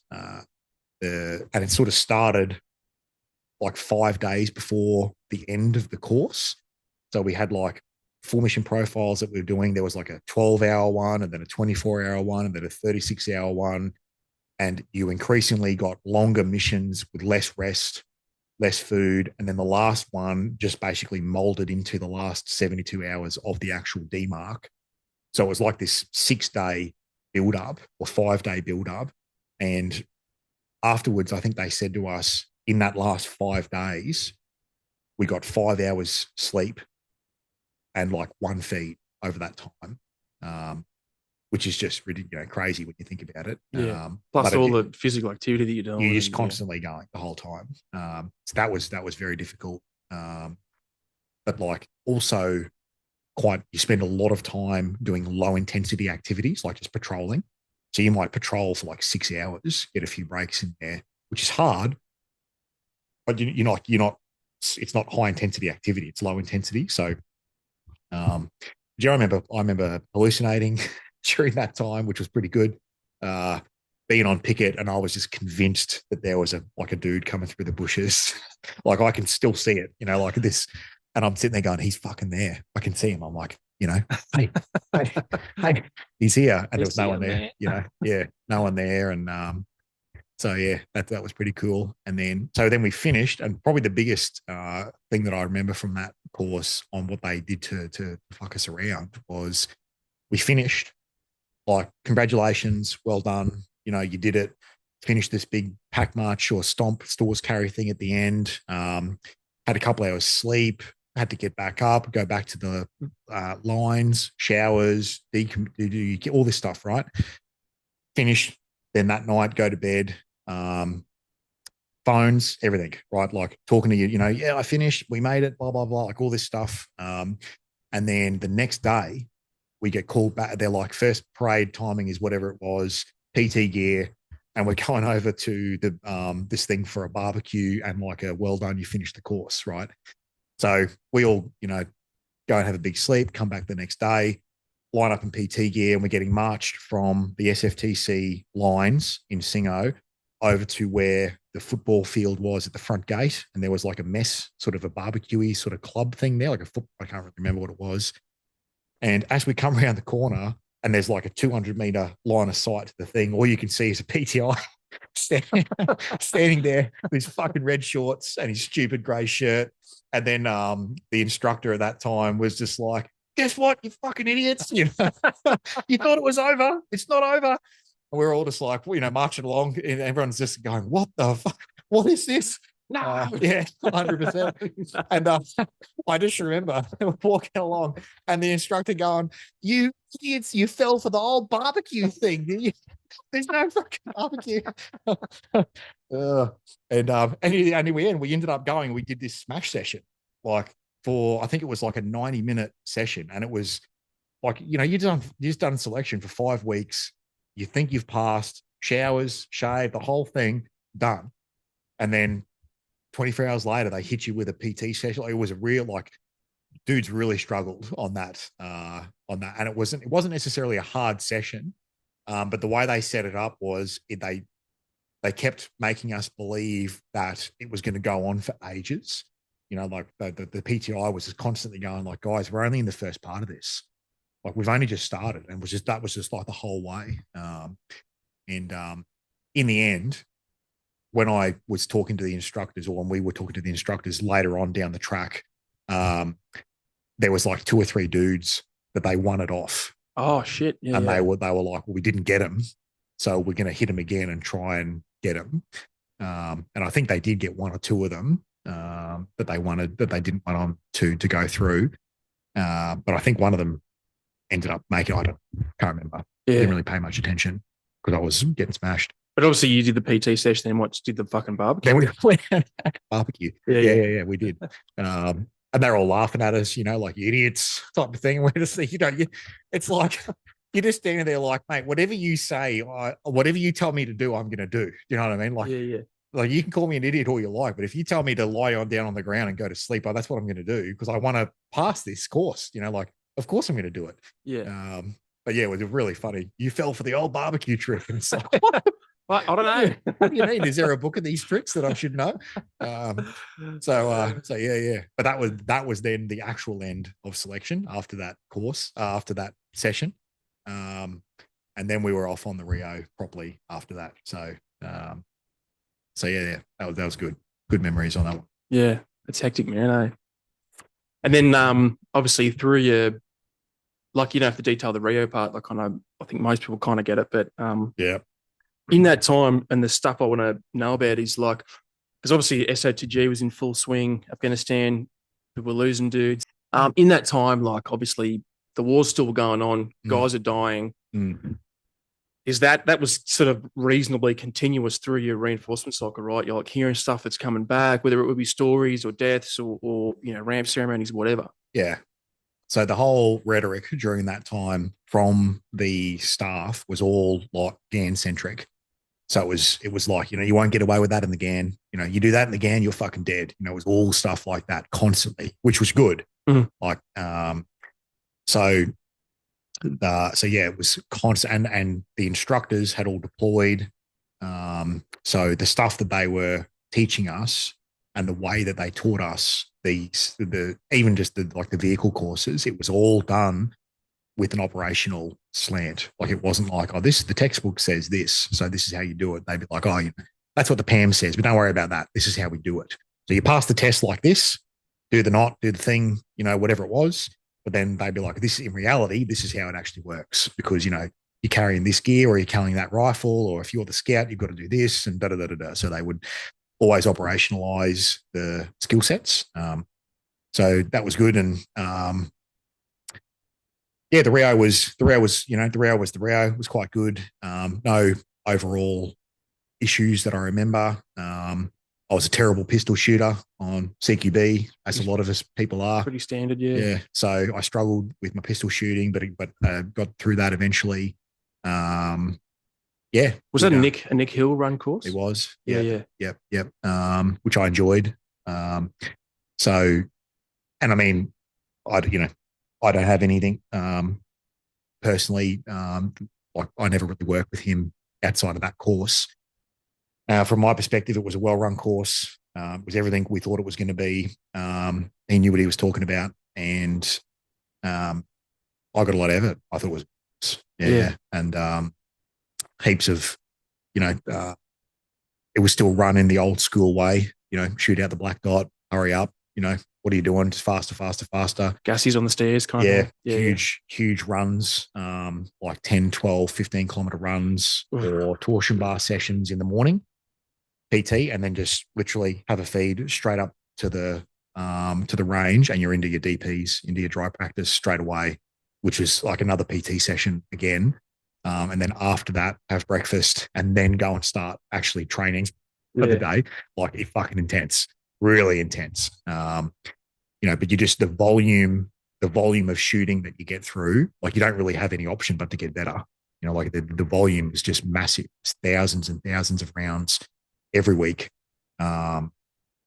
Repetition, out your eyeballs, and which obviously, as you know, sets you up for like doing team, that type of stuff. Yeah. When you actually do it like that all the time. Yeah. 100%. And they have got a really good way. And even when I did my instructor courses later on, and it had improved, in my opinion, the way that they did those courses, and I'm sure they've improved again now. But they take a incredibly difficult and complex task and just make it achievable with the drills and the way that they set it up for novices, really. At that stage, I'm a full-on lid, right? Like I got no experience at all, no nothing, like zero. DRS pipelines. So there's probably a lot of things you haven't 100%. been exposed to in the military yet. Like I don't know, which in some ways is good because like I haven't gone to a battalion and done like 2 years of the way that they do ranges and then had to unlearn that and come back and do it again. So a lot of those older battalion guys struggled with like relearning certain drills and even the mindset of how you approach the range as well.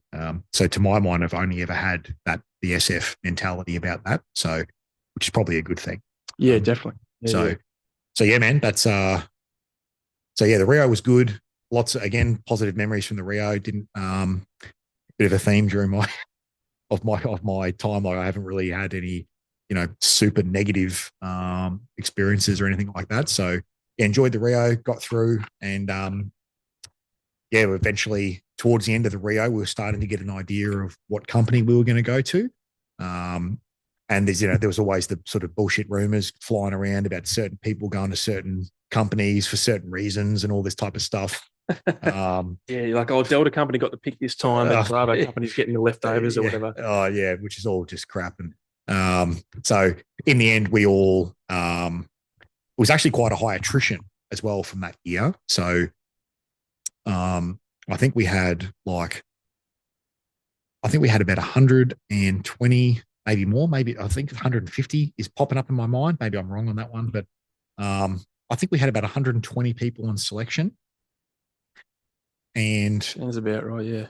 And I think we ended up, I think there was like less, I think it was 10 or 11 of us got berets that year. Some people came back the following year.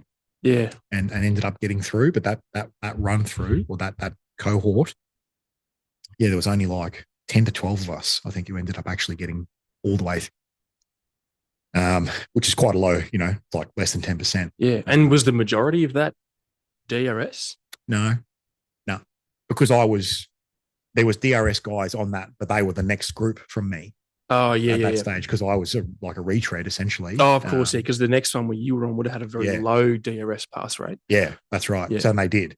So I think from memory it was a mix, a few battalion guys, a few DRS, a few officers, but it was a very low percentage.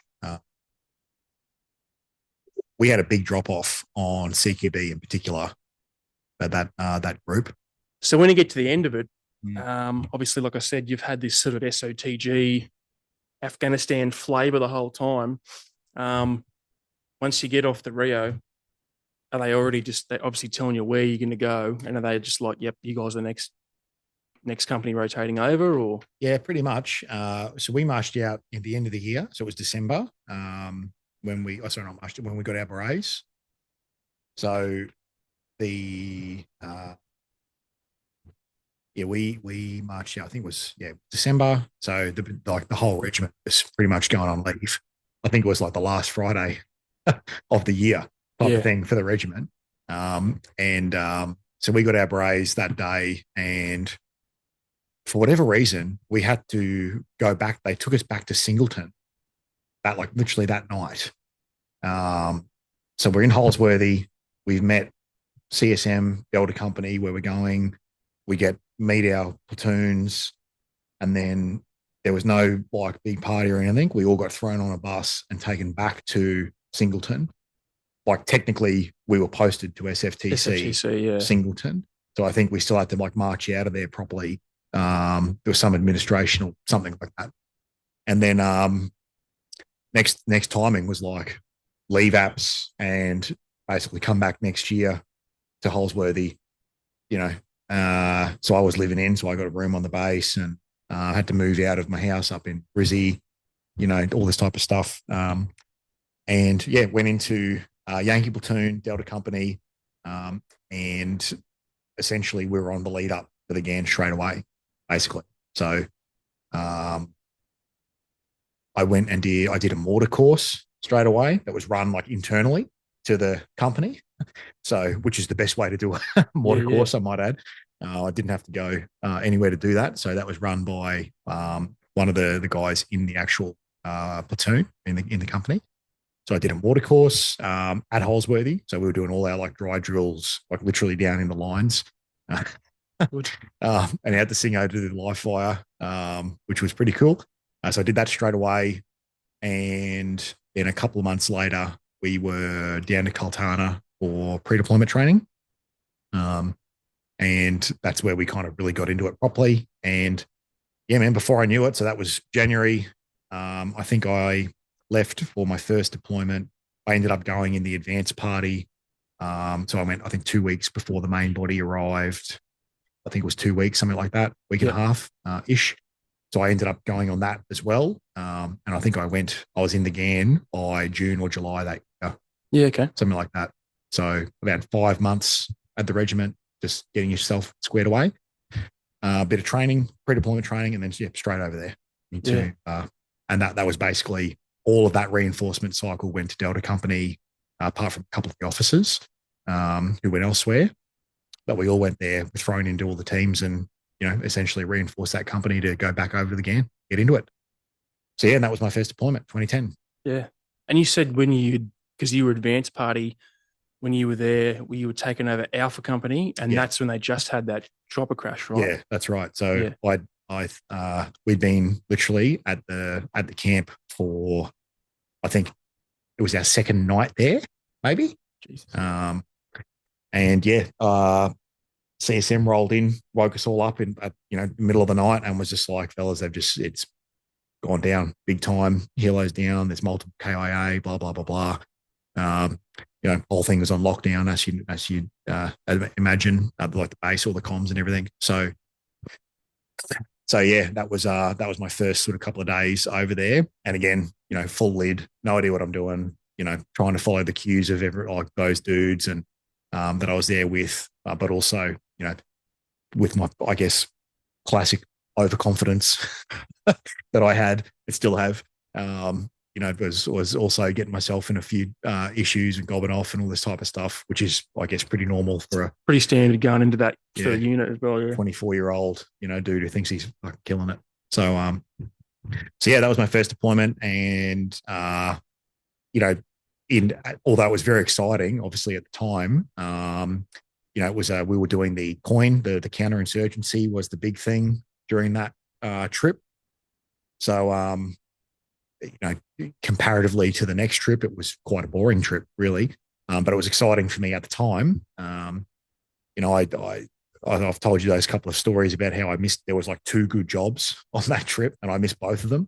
Yeah. One right at the beginning and one right at the end, right? One right at the beginning, one right at the end. Yeah. So the first one, I was just so sick, just vomiting, diarrhea, the full Afghan belly for that first one. And it was horrible, 5 days of just full on of gastro type of thing. And the whole company went out on this job turned into this huge gunfight. They stayed out there and they got all these awesome stories from it. And I was by myself back at the lines, sick and missing out on the whole thing. It was just awful.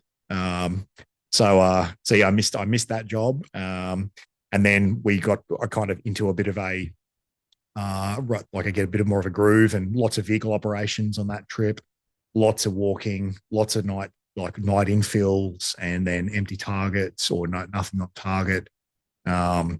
Very slow stuff. I think there was a few jobs where we just did like 12 or 14 days just out in valleys, driving around, just basically being a presence in those type of valleys, talking to the locals and all that type of stuff, which is good. It was all good, and we did lots of patrolling, and there was, there was things like we did some DAs and all this type of stuff, but there was never any real hectic gunfights or anything like that.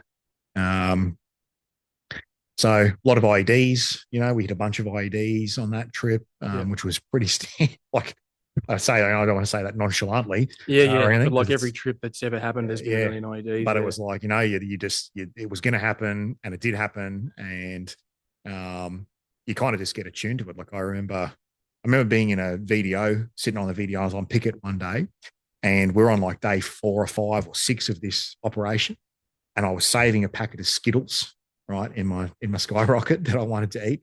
And that, for whatever reason, that day I was like, I'm going to eat my Skittles today. So I'm up on picket, and the truck next to the Bushmaster that was next to us, they were moving it. And literally in the VDO, they moved it like 2 or 3 meters to whatever side it was and hit a fucking IED in the VDO, right?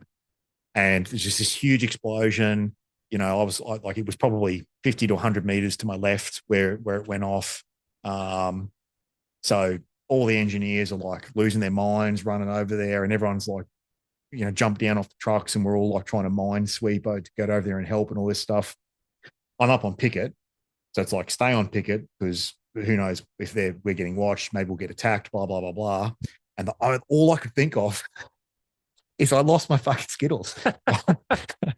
And I never found them. Like, they were just gone, and like after it all settled down and all this type of stuff, I'm like on the other side of the Bushmaster. I'm walking around, and I never found Skittles, man.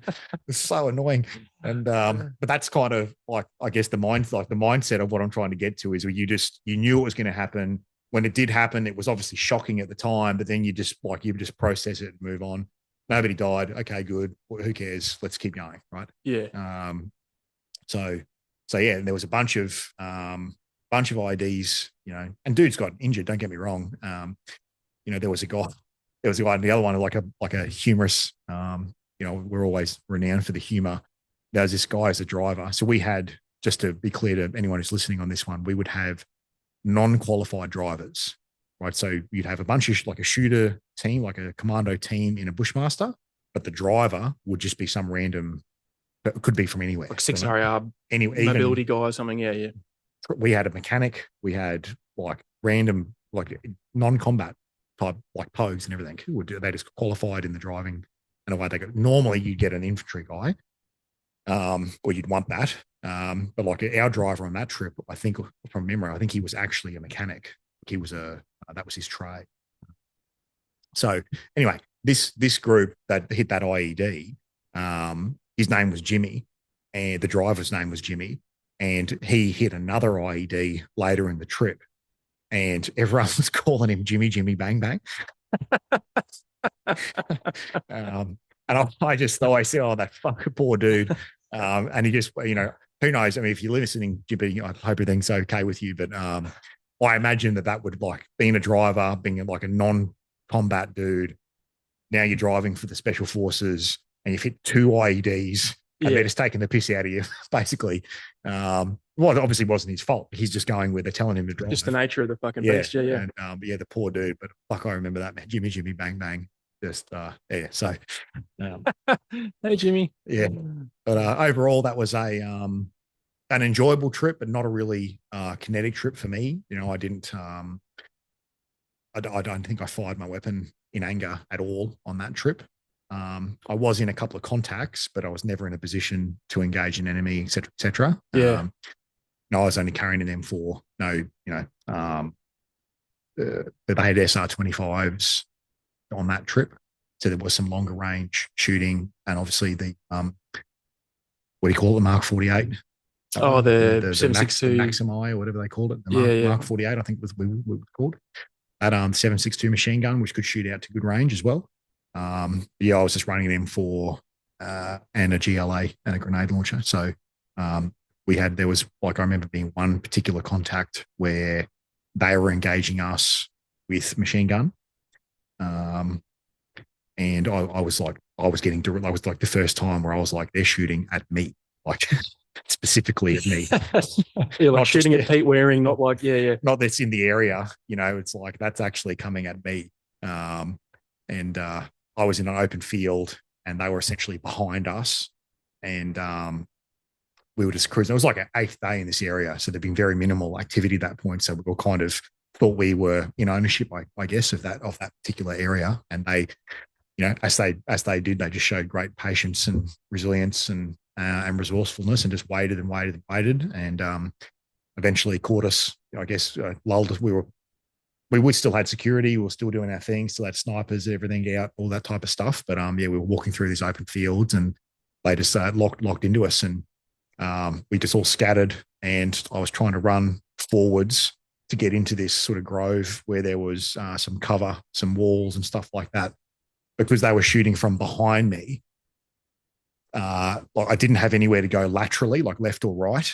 So my best option was to run forwards, but I'm still in their line of sight. Like line of sight, yeah. Like line so I'm not actually getting out of their line of sight. I'm just running slowly further away, And I reached the first wall. Outrun the bullets, yeah. And reach the first wall and jump over. I'm wearing a hat, no helmet. Jump over the first wall, and I'm like, all right, cool. And the radio's going nuts. Everyone's talking, and I'm just a fucking lowly digger, so I'm not going to get on the net and try and find try and figure out what's going on. So I'm sorry, I just got to find the rest of the team. And so I moved forward to this next wall, but as I moved forward, I was exposed to them again, and they took more fire at me then. And I remember I ended up getting like a little tiny sort of head, like a shrapnel-y type of wound on the top of my head from rounds that were hitting above me on this like a compound wall, like a brick. Those brick walls, and whatever the shrapnel must have been coming off of that, or the disruption of that coming down, which I didn't notice until it was all done and dusted. And I eventually met up with the rest of the team and like the Afghan force that we had with us, and I was wrecked, man. Like I was, high intensity cardio. Thing. Huge adrenaline. Was that the first time you'd ever been like? Probably the first time, yeah. And so I remember getting around to this, and I had to go up through these little things too, and I was gassed, like fully gassed. And I get around this corner, and I'm like, and all the Afghan dudes are like laughing at me, going, "Oh, stupid!"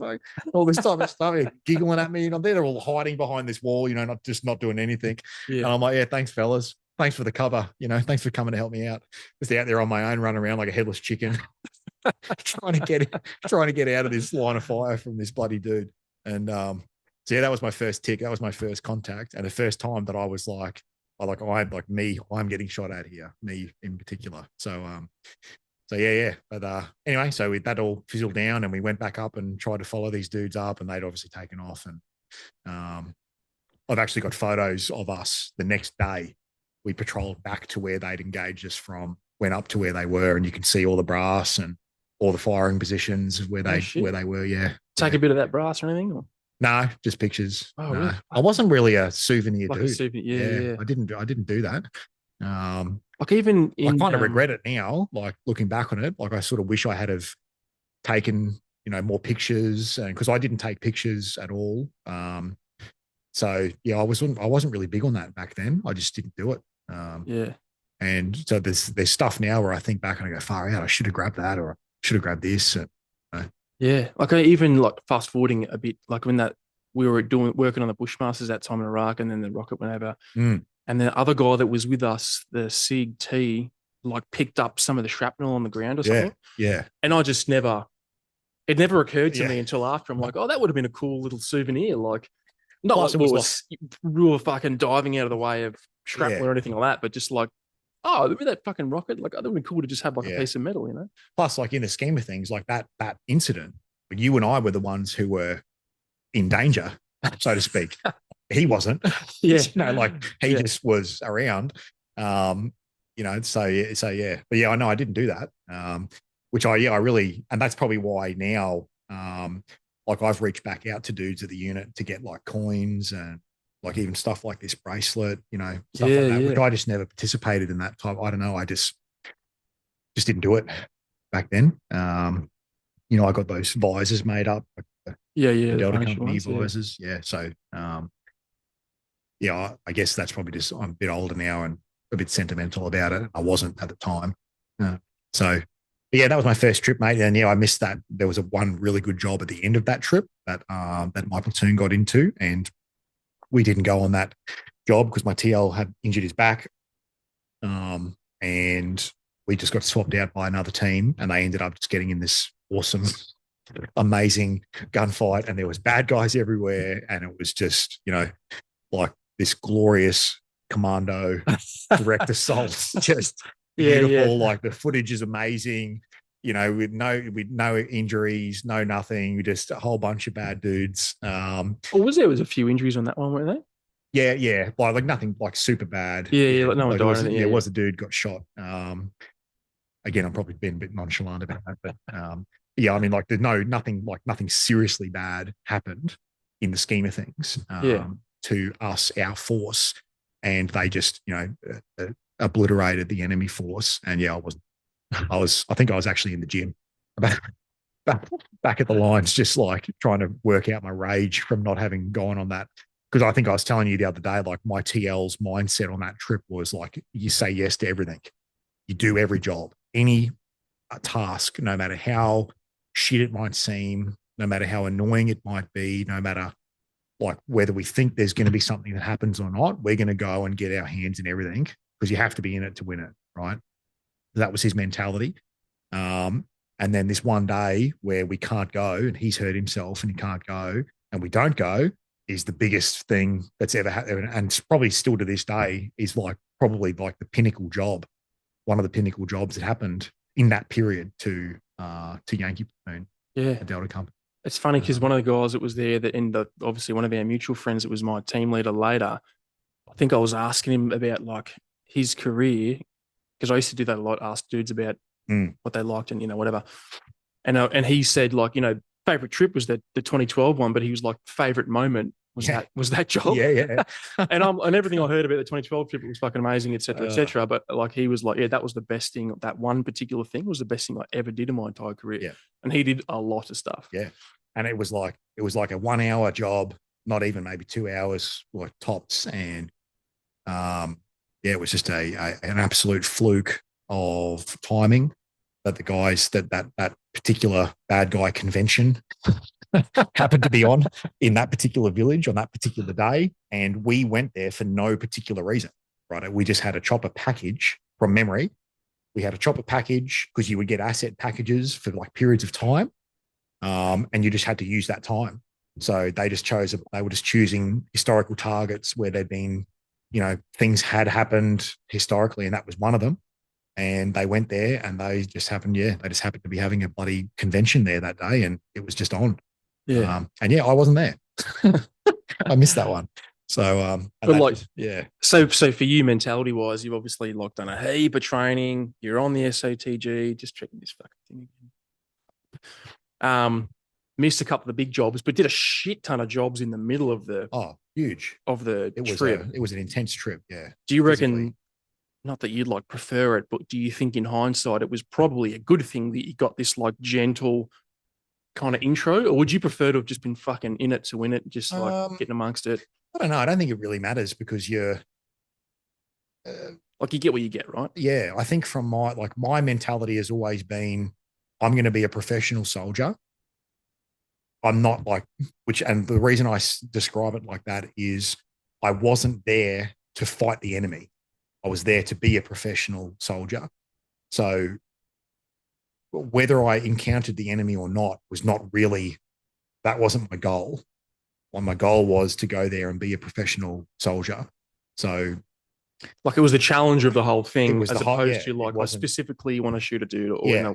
Like I met, like, have you seen that movie American Assassin where the dude's girlfriend gets killed by the terrorists and then he trains for years to try and find that guy? It's like a Jason Bourne type of thing. No, I haven't seen it. His whole motivation is like he wants to kill that bad guy, like that. He doesn't like that particular group, and he was motivated by that. That was not me. I was not like, in my head, I wasn't like, I hate the Taliban or, Al Qaeda sucks. Like that was not my, like I couldn't have cared less who it was, right? It was, I was more focused on the being a professional soldier rather than who is the enemy. I don't know if that makes sense. But No, yeah, it does make sense. Yeah, yeah. Like you weren't chasing specific experiences. You didn't have like a checklist of things that you wanted to do. no, But I was the complete opposite. I was just like, there was things that I wanted to do. I was purely there for the experience, like you know, not like ticking stuff off, so to speak, but like I was probably a little bit less professional, a little bit more looking for some fun and excitement, if that makes sense. yeah. So, Which was probably to my detriment, you know what I mean? Because as we know, it's a fucking lottery. Like sometimes you get it, sometimes you don't. So that's it, man. You never know. And like we've spoken about many a time, like there are dudes who have gone on 4 deployments over there with SOTGs and never fired their weapon. Yeah. And it's like that's just luck of the draw or bad luck, or whichever way you look at it. There's that dude we know, a mutual friend of ours, who has, escaped death like 7 times or whatever it is. And it's like, does he have good luck or bad luck? Like, I don't know, but like he would, he had a very kind of stoic mindset about soldiering as well. It was just like, it is what it is. Like I'm going to be the best I can be. And if something happens, good. And if it doesn't, good. No problems. Yeah. Right? So that was probably more my mindset about it. So from a FOMO, from a point of view, I certainly had FOMO. Like I was like, geez, it would have been cool to be on that job. But at the same time, it was like, I also know that particular job, when I see the footage of those guys who had the chopper that we were on, and I imagine to myself how we would have handled that, what they ran into, which is pretty famous footage. It's been on the news. That's, old mate's helmet cam up the hill, and there's the bad guy sticking the machine gun out the little tiny sort of runway up there. If we had done that, we would not have done it like how they did it. And obviously I don't know this for sure because we didn't do anything, but we would have, I think, been exposed. I don't know if we would have done it like they did it.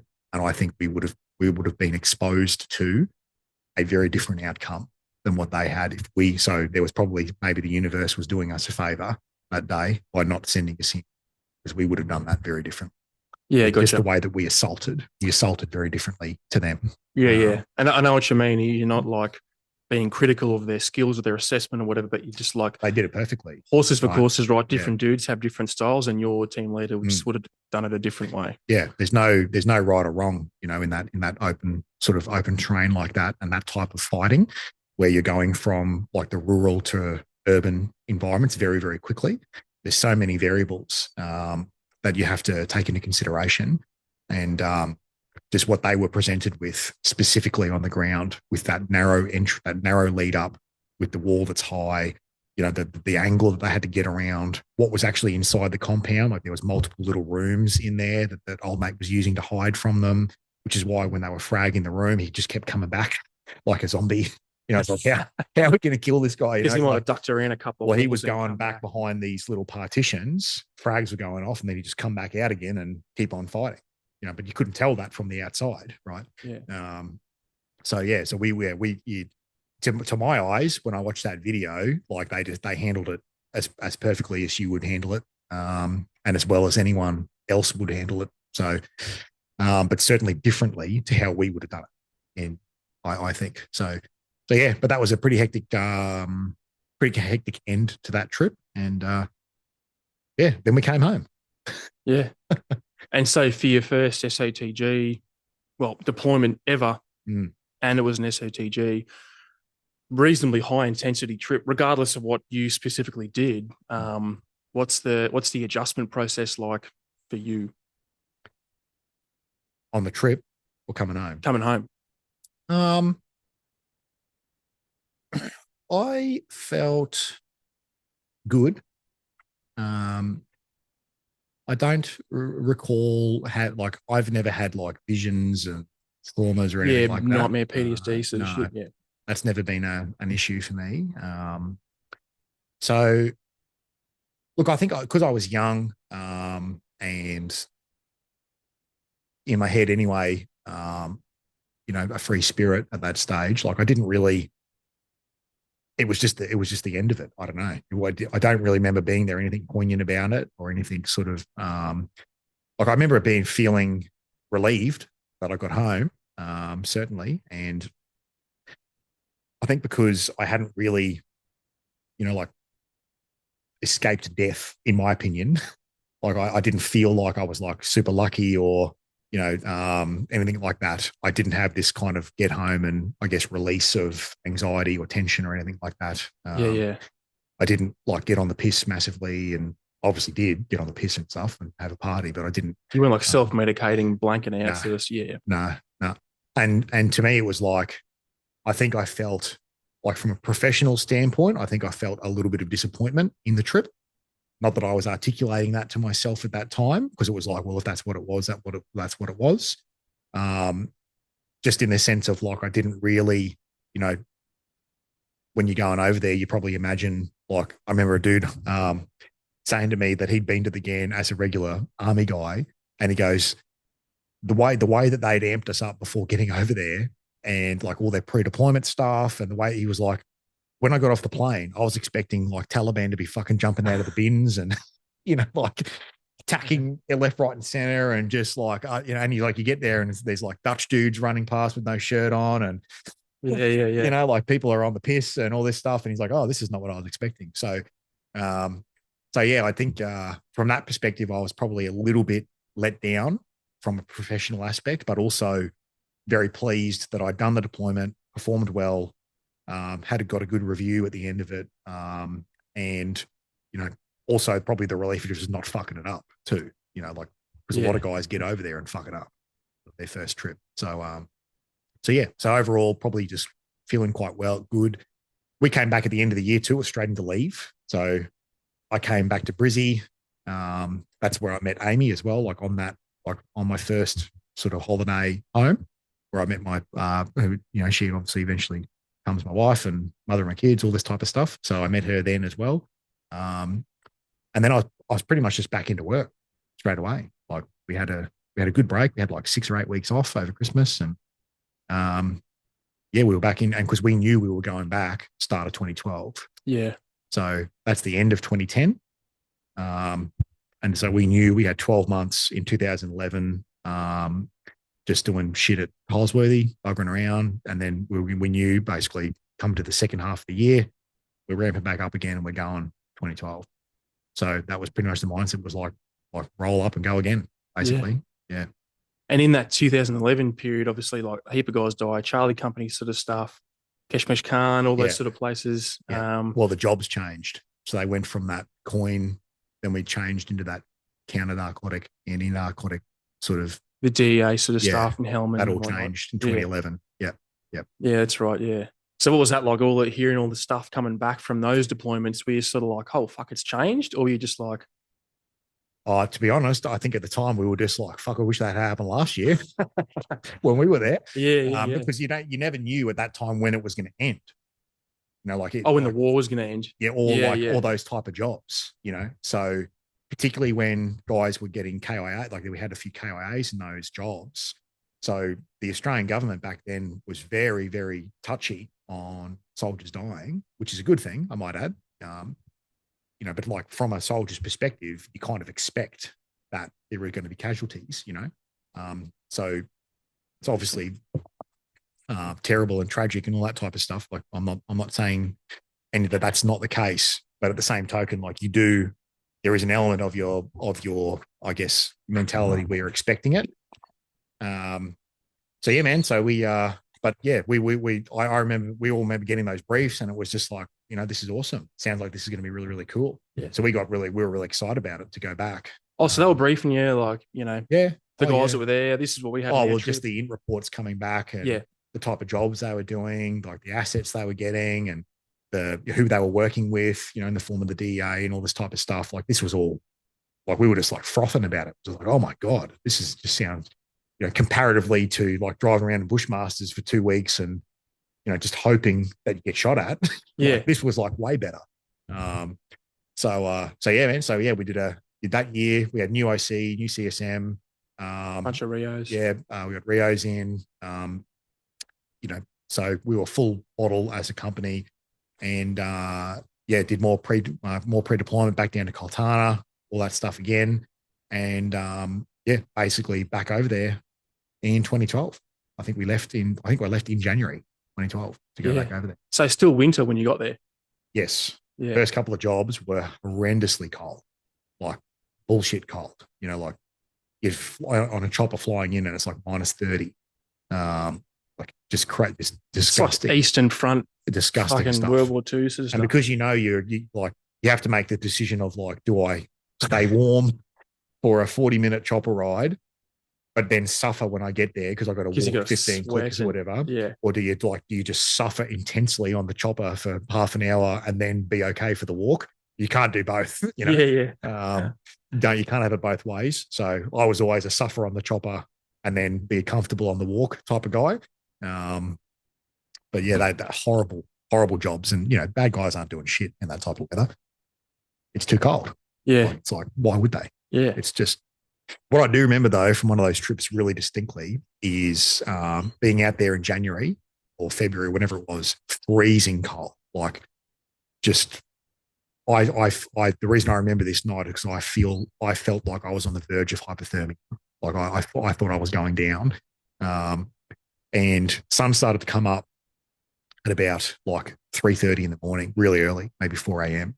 And I was in this little area looking over this river, and I look down and there's this Afghan dude, old Afghan male, in the river, no shoes, no shirt, just his little stupid pants on, fucking washing himself.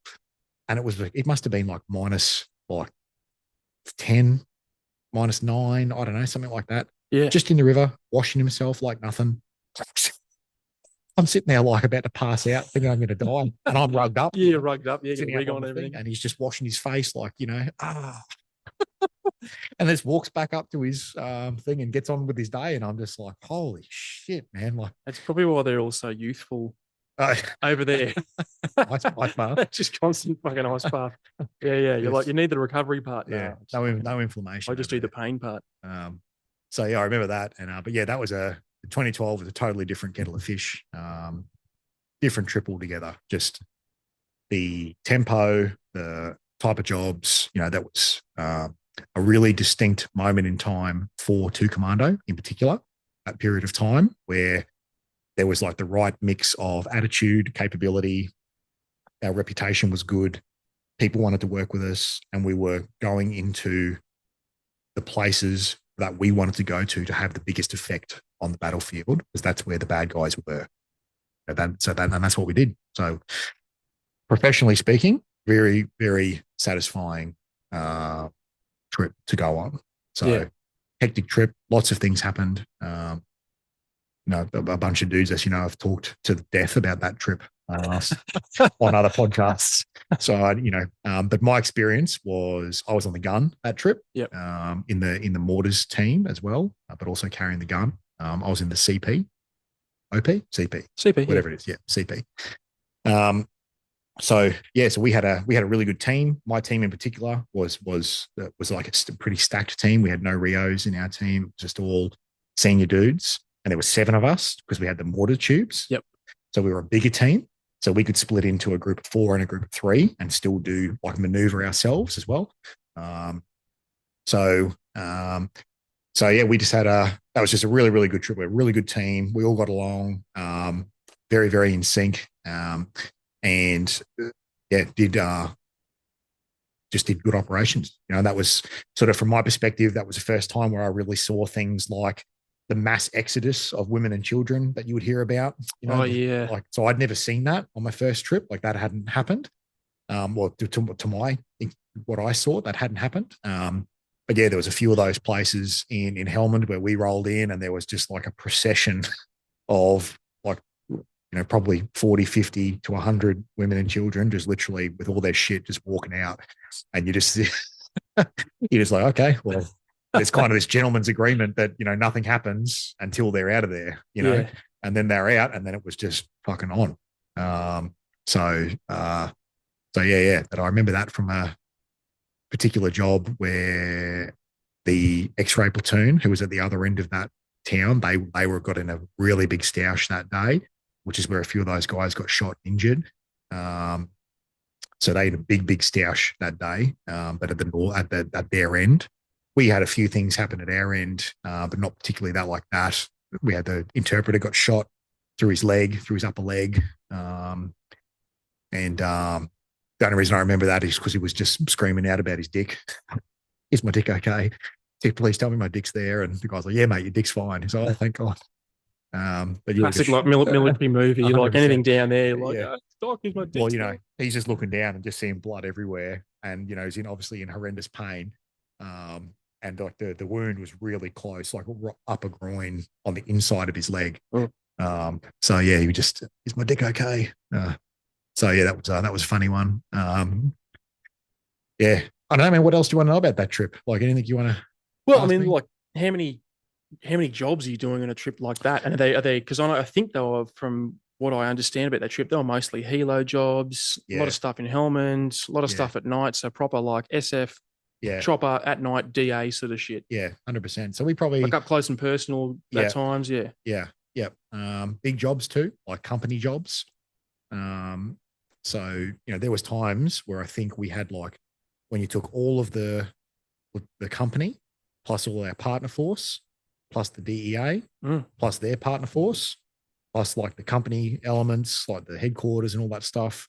I think there was times where there was like 150 of us on the ground, like big footprint, maybe even more. Or I might get those numbers wrong. And like 16 to 20 air assets flying us in, like the Ospreys, the V-22s, Chinooks, the Mi-17s, the old Russian things. Wasn't the big lift ones. It was the slightly smaller ones with the ramp. Yeah. But you got to like step up into the ramp, I think. Yeah.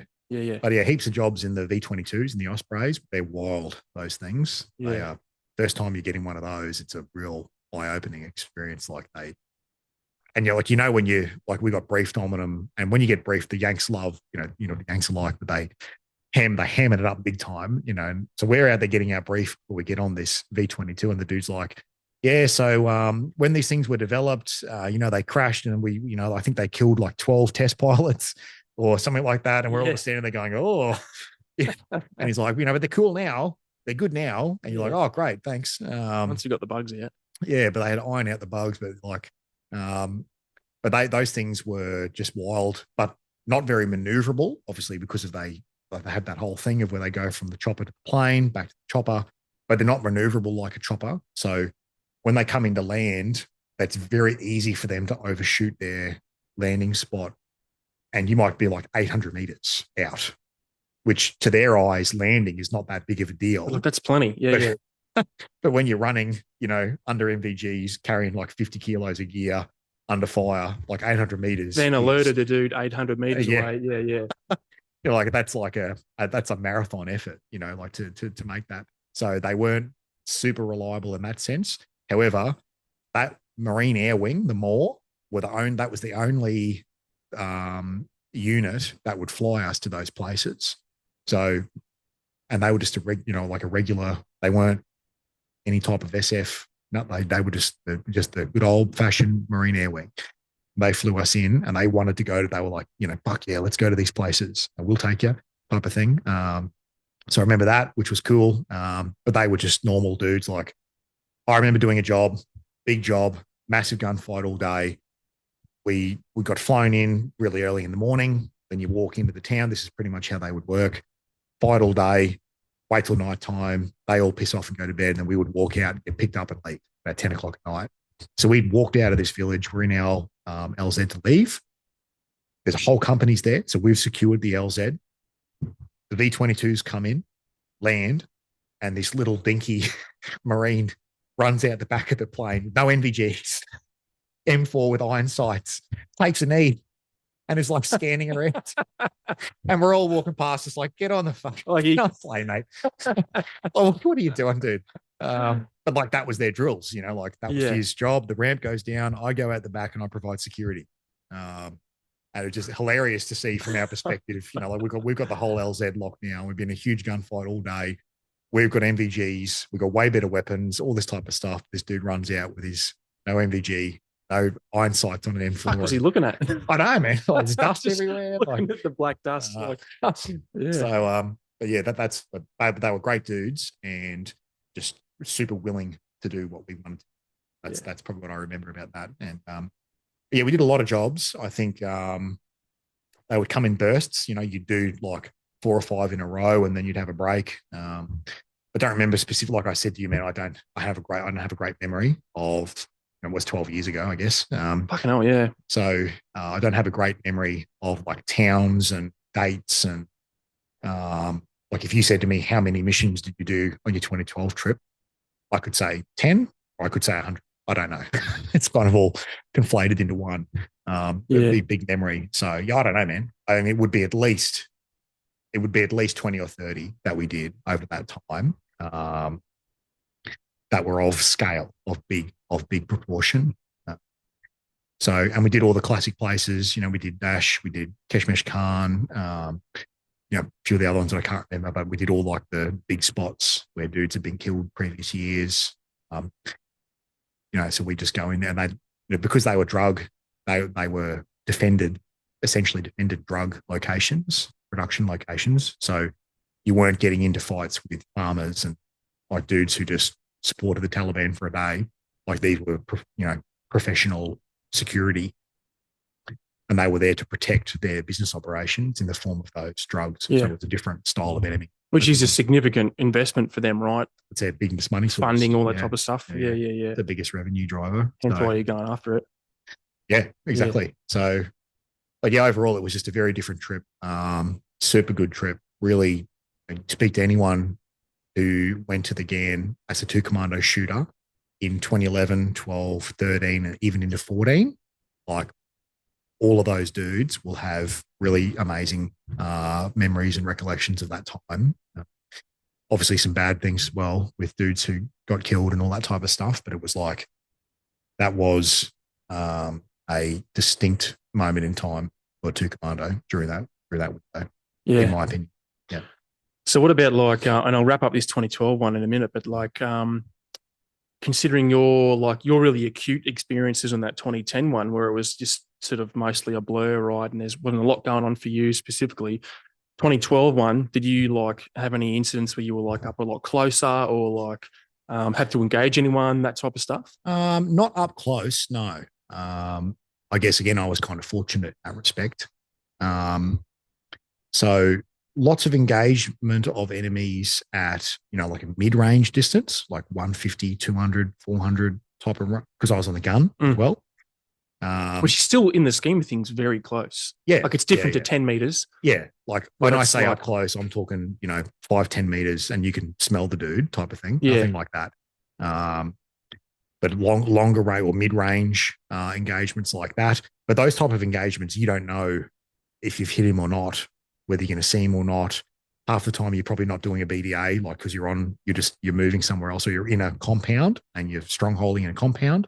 You might engage someone, but you're not going to leave the stronghold to go and check. Like the whole point is you're in a stronghold. So, so you don't necessarily, getting any feedback from the engagements in that respect. Plus we were mortars. So we sent a lot of mortars downrange. So obviously you're not at the visual end of that either.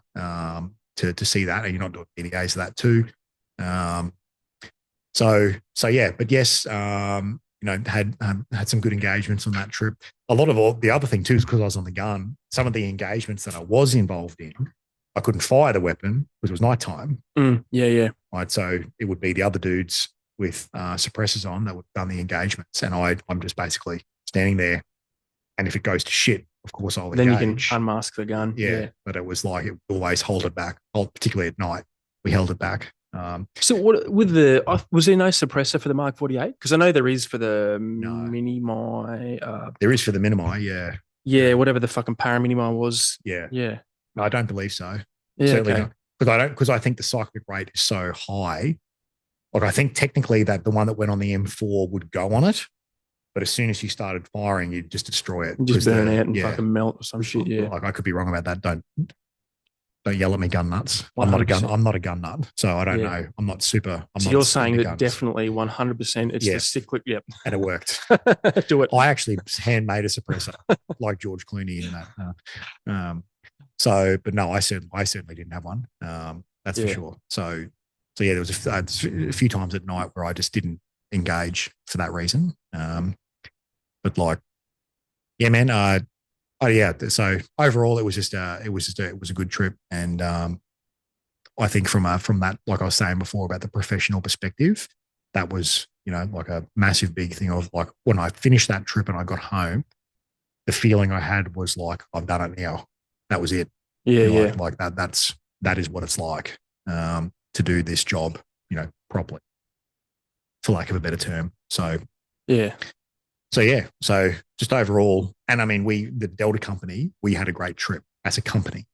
We did very, very well as a company. Oh yeah, you liked the output of the SOTG. You achieved whatever your fucking milestones were. That's right. Yeah. So it was very satisfying to be part of like a large group like that and achieve like a big impact on the ground.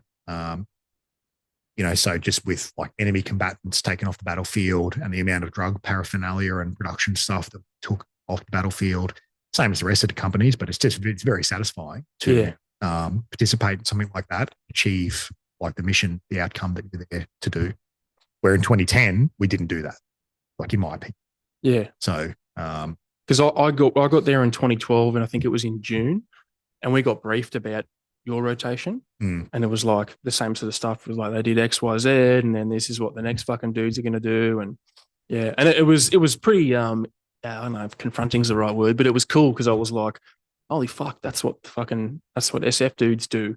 And that was the first time it like truly piqued my I was always interested. I'd had a go at selection before, but it truly piqued my like, oh fuck, this is actually what it looks like on the ground. Yeah, because there was a bunch of X3RR dudes that I saw there, big beards and shit, and I was like, the fuck, and they were like, dude, this is the best. They're like, come over, it's fucking awesome. And I was like, all you got to do is just do selection. It's not that hard.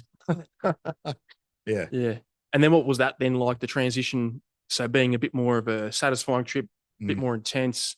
There was probably a bit more, like I know a bunch of guys got shot up and whatever. Like for you again, doing the adjustment part, coming back from that, what was that like? Same thing, just and the reason, like for context, the reason I ask is because you've always, in my mind, been a really stable sort of guy that's never had those wild fluctuations of, PTSD, call it whatever the fuck you want, PTSD, anxiety, whatever, right? You've always been a dude that's never seemed that's been your thing. You know what I mean? And I mean that in a good way.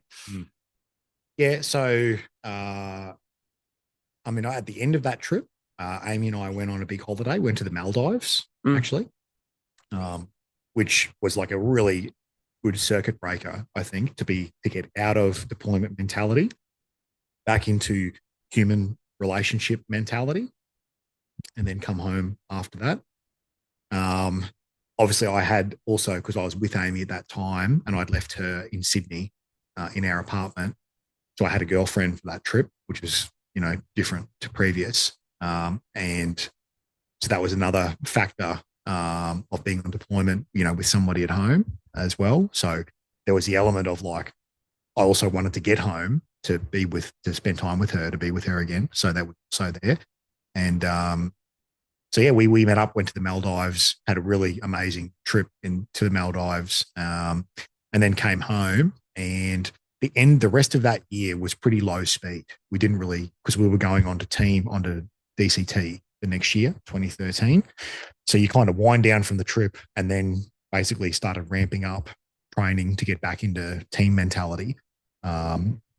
So yeah, I didn't. I had a few holidays that as well. Like we went to Thailand as well. I feel like maybe a month later or something like that with a big group of people. So I probably, in hindsight, I probably decompressed quite a lot without realizing that that's what I was doing. But yeah, I had no lingering like effects from that trip, and I just thought I was awesome. I was like, that was fucking super cool. So And and I was, and also being at that time, so I'm like 4 years into the unit at that stage. So I marched in 2009 for 3 years. So I'm still a lid pretty much. Like I've done 2 trips, which is a big tick in the box as far as like your respect levels and everything at the regiment, particularly that 2012 trip. But in the big scheme of things, like dudes would still say things to us like, you haven't even been on team yet. And you're like, oh, fuck, I haven't, you know? Okay. And you're like, oh, okay, well, I better go do that, you know? So it was like, and the tempo was so hardcore back then. It was just like, well, you get straight back into it, man. So we just had a big holiday, decompressed, come back along, and then it was straight into the build up to go on team 2013. So yeah, we did the Olympics, I think at the end of that year, Tag Olympics at the end of that year, where you tick all the boxes you got to tick to, qualify or get to validate to go and do it. And then 2013, I was on team. Bing, bang, boom, into it.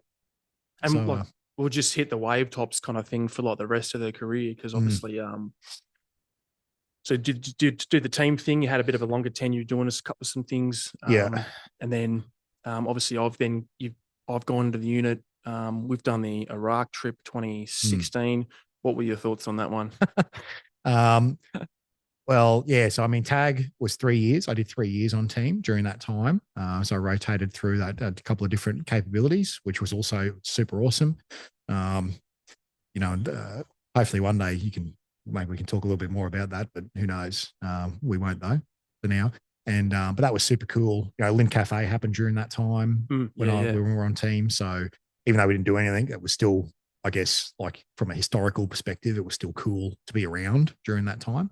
And it was also a fairly intense time from a terrorism perspective in Australia. Like ISIS was taken off, all those beheading videos was coming out. The dudes were starting to, like Lynn Cafe happened, and even though he was a nutter in the scheme of things, but like it still was all, the vibe was something's going to happen in Australia. We'll go operational during that time. So it was quite an exciting time to be on team doing the domestic counterterrorism stuff. Eventually, nothing did happen. As well, I mean, Lynn Cafe obviously happened, but there was no large scale terrorist attack in Australia that we all got mobilised to go and do. But that was a really cool time to be on team. But yep, that's where I first ran into you. I think the first memory, like formally, I actually have of interacting with you was I ran a course, like an entry course that you were on, and you just come along for like a 5-day thing. I think that was the first time I remember interacting with you. It was a heap of fun. I remember that. Yeah, good. It was and I was back then, I was very invested in that part of the skill set, and reasonably competent at it. And I enjoyed instructing on it as well. So I think I had you and a bunch of other of the lead dudes who'd come along, and we did that course. I think that's the first time I remember interacting with you was there during that time. So yeah, and then we did finished team that year, 2015, and then it was all about Iraq after that, 2016. So we went and did the RTI, resistance to interrogation training, which was a bit of a laugh. Yeah, it was, mate. That was actually a heap. Like it was, a mind fuck. Like time wise, because you're like, trying to go to the toilet as much as you want. You've got no idea about the time, and it was fun, but it was also like, fuck, is this thing over yet? Well, it's mental to me that we had to do that to go to Iraq, but like we'd just been to the GAN for years, like banging it in for years. This hugely kinetic environment with real like full on enemy. And then for some reason, we're going to go to Iraq, not be kinetic at all, but you got to do this RTI training to go. Like you have to do it. You got to tick the box to go. So, it was quite, but I mean, that's classic army. That is. It was like they just fucking training. It just caught up to the ops kind of thing. Yeah. So, because I mean, they're going in the bag had always been a threat during the Rio, like because the Cats do it on their Rio. Oh right? Yeah, okay. So it's part, and like they never know. They like it's always done, and from what I hear anyway, it's always done at different times, and theirs is quite intense. So all the stories is like you're going to be in a cage, and you're going to get beaten, and like they're just going to be blasting Britney Spears in your eyeballs for like 3 days, and the dog's going to bite you and all this stuff, and you think, oh, okay. And then when you get the brief for it, it's quite full on because they list off all the stuff that they're like allowed to do to you. And it's like punching, kicking, like some of it's pretty full on. And you're like, oh, fuck, this it'd be pretty intense. And then like my experience of RTI was basically just, this is really long and hard. And the worst part of it was sitting on a milk crate for so long. Yeah. Just for so long on a fucking milk crate, like my butt and my legs just in agony, you know. You take your thongs off and put it under your ass. And like, if you lift up your little thing, you can see across, you know, some dudes. Like, everyone's wangs out. Yeah, he's got a gown on, you see his cock. Everyone's bloody in hospital gowns, everyone dicks out, and you're just like, this is just, and like from that perspective, it was hard to deal with. Like it was difficult. But that last period where we were just in that room on the fucking milk crates with the earmuffs and the thing on, and they were playing that White Stripes song, yeah, Aluminium. Yeah. Horrible. And because it's such a short song. It's a terrible song anyway. Oh, but that's why obviously why I chose it. Great song to choose for that environment. Yeah. Horrible. But yeah, I remember that distinctly. But I also remember being quite chuffed with myself getting out of that because I told them I was a medic and they were like hunting down social media because they do their own activity there, the int guys themselves, to try and open source intelligence gather on everyone. And some dudes are just like, you know, they've got like dossiers this thick of like their, and you know, like they've found like their home addresses, their family's addresses, you know, like just huge OPSEC sort of issues.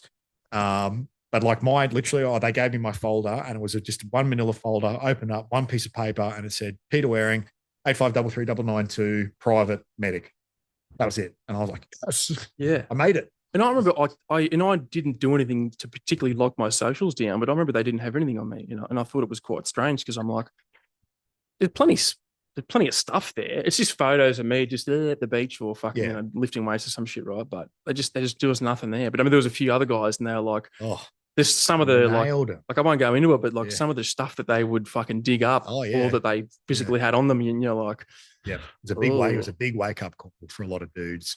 But I think we, not me in particular, but as a conglomerate or a group of people, we had fallen into a bit of a false sense of security, you know, about how vulnerable we were to, you know, foreign intelligence or exploitation, so to speak, all that type of stuff. So particularly your family. And I think that was the thing that really rocked a few of the guys was they were like, we found through your social media, we found sisters and mum and dad's home addresses. That was, oh shit, that's pretty hard. So yeah, that was good. And then off to Iraq we went for the big holiday.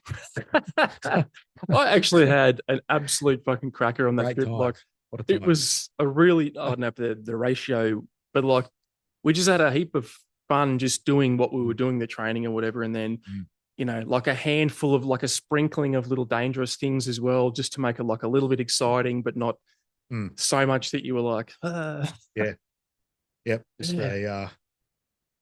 we were obviously quite lucky in the scheme of things to be put out on that little posting where we went to, that little base. Well, not little, but be put out there as a small group. And then to be inside that base that was then protected by other people anyway. So we didn't have to provide our own security. Oh yeah, that would have been a different trip. Just all these things that were so positive about it. Just a good trip. Did heaps of gym time and got through the fucking heaps of cooking and X-Files. Almost. Watch the X-Files back to back. How's us? We were like, oh, we don't want to just go straight to season 10. We'll watch 1 to 9, but we didn't realize there's 25 episodes a season, 45 like minutes long. Fucking hell. Anyway, that's what you do in deployment, though. Yeah, like you just have like the amount of time you have, like because of the time difference and with home. So like you get like most of your communication is done with home, like in the sort of earlier in the day and all this type of stuff. So that's all. By the time you get to nighttime, it's just nothing to do. So you've already gymmed probably twice that day already. It's hot as fuck. So you can't go out anywhere. Just how it goes. The internet shit. So it's like and because we did a couple of good little explores around the base or whatever, and like try to visit some people and say good day. And it was kind of good in that way, I guess. We had a heap of autonomy, but I quite enjoyed it. Yeah, good trip. And like you said, there was ISIS was still active at that time and had infiltrated the base a few times, and we had got those call outs a couple of times, and there was that one particularly good like sort of engagement where they were fighting with the Iraqi services or whoever Just they were, the Air logistics fucking Force. dude or some Yeah. shit. Yeah. You know, and they're all running around and crumping each other. And so that was, quite a, but then, that it all finishes and you just go back to bed, drive back down into the thing. And which is a really strange thing in hindsight. But like when you're there, it's sort of like, well, what do I do now? Oh, well, I'll just pretty much go back to bed. Yeah. We got Yeah. training tomorrow. So It's funny, man. Like, then, like, I've talked about this on podcasts and stuff. When the first one kicked off, I was fully like, big adrenal spike, fear response, like, oh, fuck, we better fucking do this properly, sort of thing. And then we did it, and it was just like, oh, that's pretty cool. And then just back to bed. Yeah. But that's such a strange thing because, like, Yeah. you and I could tell that story, and like, you tell your 2012 ones, we tell that story, and you're just like, whatever, it's just interesting. But like, maybe for somebody else, that's the most intense it'd be mind blowing thing that they're like, we were in our base got infiltrated by ISIS suicide bombers, and they fucking, the rocket went over our head, and I don't know, like I find the I don't know, perspective's the right word, but like maybe the perspective that soldiers have is if you're prepared for something like that versus someone that's not. The mindset difference is so huge. Yeah. Like to us, it's a nothing. Like I don't walk around telling those stories because I'm like, it's not that good a story. Boring story. Yeah. But because nothing happened. Yeah, exactly. Yeah. But like it did, but so nothing happened. Yeah. I think too, like your yardstick is different, like your benchmark is different. Because like if I was to tell like what I think is a hectic story, like that would be just completely unfathomable to the normal civilian walking around of what I think is a hectic story. Because they think what's happened to me is hectic, but I don't agree with that. Or I just think it's quite normal. Yeah. Well, look at that 2010 one. You said like the first time you'd actually been directly engaged, you're getting shot at by a machine gun, jump over a wall, and his rounds hitting the wall behind you. Like for you, you're like, that's your funny story. But for somebody else, that's the most intense. Yeah.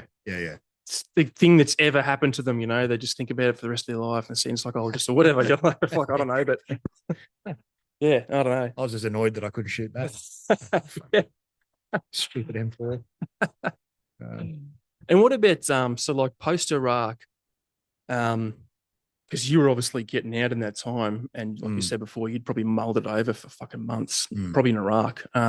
And there was a heap of guys getting out at that time, but there was also like a spate of suicides in the unit at that time as well. Yeah, there was. There was, I could probably name names, but I won't just for the sake of like people's dignity or whatever. But there was a whole spate of suicides in that time. Bunch of guys post SOTG getting out. There was a lot of problems happening and whatnot. And you were getting out at the same time. What was that like of observing all that? Did that sort of mean anything to you, or were you sort of like, I kind of knew this was a thing that was going to happen to a lot of dudes? It's an interesting question. There was a mentality, I think, like particularly with what I experienced 2010, 11, 12, even through to 13, 14, where like DVA was a dirty word, right? Like you don't engage in that. Like the second that you had DVA attached to you, you were a linger straight up. Like you were just a fucking lingerer. You're a piece of shit. Everyone knows you are. Like that's quite, and it was really hardcore like that, right? And I think that it was born out of everyone was deployment focused. And if you're injured, you can't deploy. So the worst thing that could happen to you is to be injured. So guys would hide injuries, like everyone was hiding injuries back then. Like you're just popping naproxen 1000s every other day. Naproxen, that's what they're called. Yeah. The pink ponies, right? To stay on top of your inflammation and all this type of stuff because you wanted to deploy, right? Like you didn't want to. So that mentality was there, but that is not sustainable, right? As a mentality, like eventually, particularly as a group of people, that's never going to survive. Like some people can live like that forever, not everyone. Most people can do that for a short period of time, and then you're off and you're out of there. And it's what happens afterwards is where the problems come in, right? So my mentality during that time was I didn't really think about like DVA and then mental health. I just didn't think about it. It wasn't something that affected me. However, I was aware of it in the sense that there's guys around me who are significantly suffering from this. And probably what I would say is I just didn't understand it. I didn't have a good grasp of it. I probably tried my best to be supportive of some people, but a lot of people who had those issues, they just left. They just discharged. And like with a unit like 2 Commando, if once you discharge, like you're dead to me. You know, if you're not here tomorrow in the grots to go to the range, I don't give a fuck what you're doing, right? So back then, that's what it was like. So dudes would discharge, and it was basically like, have a nice life, bro, catch ya. And off you went, right? Like, because you were forward focused, what's happening next? I don't have time to stop and think about what you were doing with your family or whatever it is. Yeah. So the whole jumping off the train analogy, like the train keeps going. So that's it. Yeah. You know? And in my opinion, that's how 2 Commando and the SASR should be focused, because you have to have that type of focus to be mission oriented. Yeah. Like if your whole purpose as an organization is to look after legacy people from the past and that type of stuff, you are not going to be ready for the future. I don't think you can do both. It's like Mordor's eye in Lord of the Rings. It can only look one direction, you know. So that's a very obscure reference. Thank you. So, but like to me, and I guess my opinion as a soldier as well, I would feel like I don't want that unit to be burdened by me after I leave. I want them to be able to continue the mission, right? So, to my mind, if you leave, you leave. You don't rock back up at the fucking lines in a year's time, banging on the door saying somebody should help me. It's like, no, help yourself, right? Like the all of the grit and determination and ability and capability that you showed to get into the unit in the first place, where's that all gone? Like tap back into that, because you can do it. You've shown that you can do it. So get that back out. That was my mentality back then, right? So yeah, I was probably pretty not judgmental, but I was just like, hey man, if you're off, you're out of here. And my expectation when I left is that's exactly what would happen to me. Yeah. Which is what did happen. So in that sense, I was completely at peace with that. And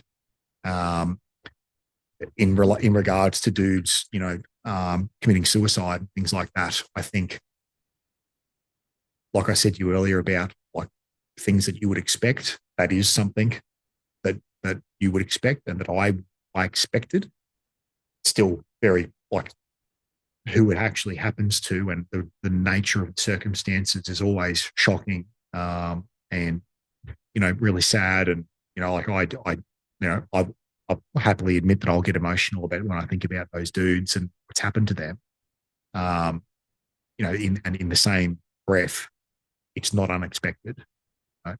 So that was my mentality. So, you know, yeah, like it's confronting, but it's not like a surprise. You know, like what? Yeah, I couldn't even conceive of this happening. Well, it's, you know, if you're going to be a firefighter and you rock up to the house that's on fire, are you surprised? You know, like it's shocking. Like it's like, holy shit, there's a fire, but like you wouldn't be not expecting that, right? So, so I think that mentality I think has served me quite well over time, because when people have said to, because a lot of people ask me about like my mental health afterwards, like even Amy will ask me about it quite regularly, and my thought process on why me personally and guys that I've observed and that have come out of the army and had success or have not had, you know, disastrously negative things happen to them is they've got high levels of personal responsibility for themselves. They're in ownership of the decisions that they make. And they really fully understand and own that they were volunteers for what they did. They wanted to be there. Like, and that's my mentality. Like, nobody twisted my arm. Nobody said to me, go and fight for your country, right? I wasn't drafted. I wasn't conscripted. There wasn't like this huge patriotic thing of like, if you don't do it, you're a coward. It was, I just chose to go and do it. So the only reason I was there is because I wanted to be. And I think that underpins most of pretty much all of the reasons why I don't, like I sleep like a baby and I don't have any issues, because I wanted to be there and I fucking worked really hard to get there. So it's like, to me, that's a logical progression. Yeah.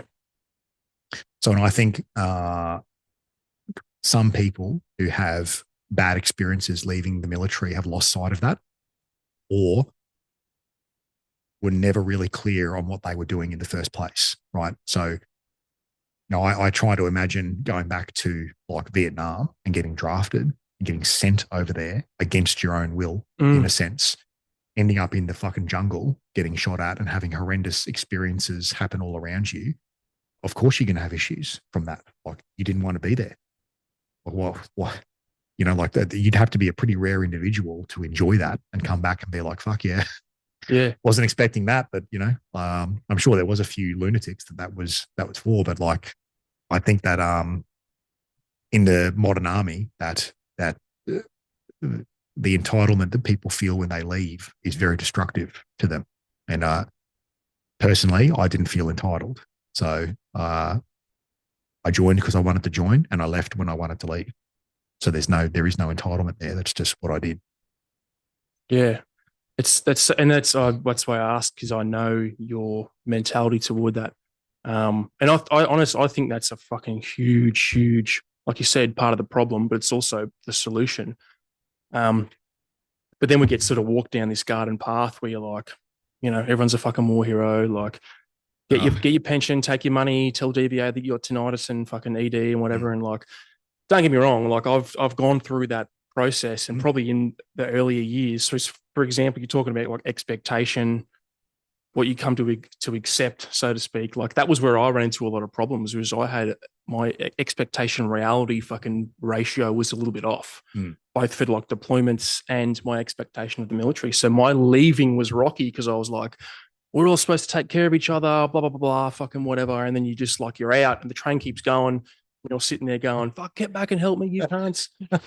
But that's not, and you have to come to terms with it, because if you don't, 100%. guess what else you do? You fucking fuck DVA, fuck this and fuck that. We need another inquiry, and fuck the unit and fuck all these people. Like, you cannot live that way. No, you can't.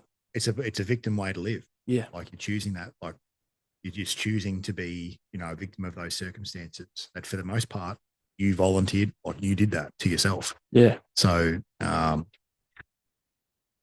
I can get like my, I don't want to come off as sounding too harsh, in the way that I talk about this, because I can be a bit harsh about this.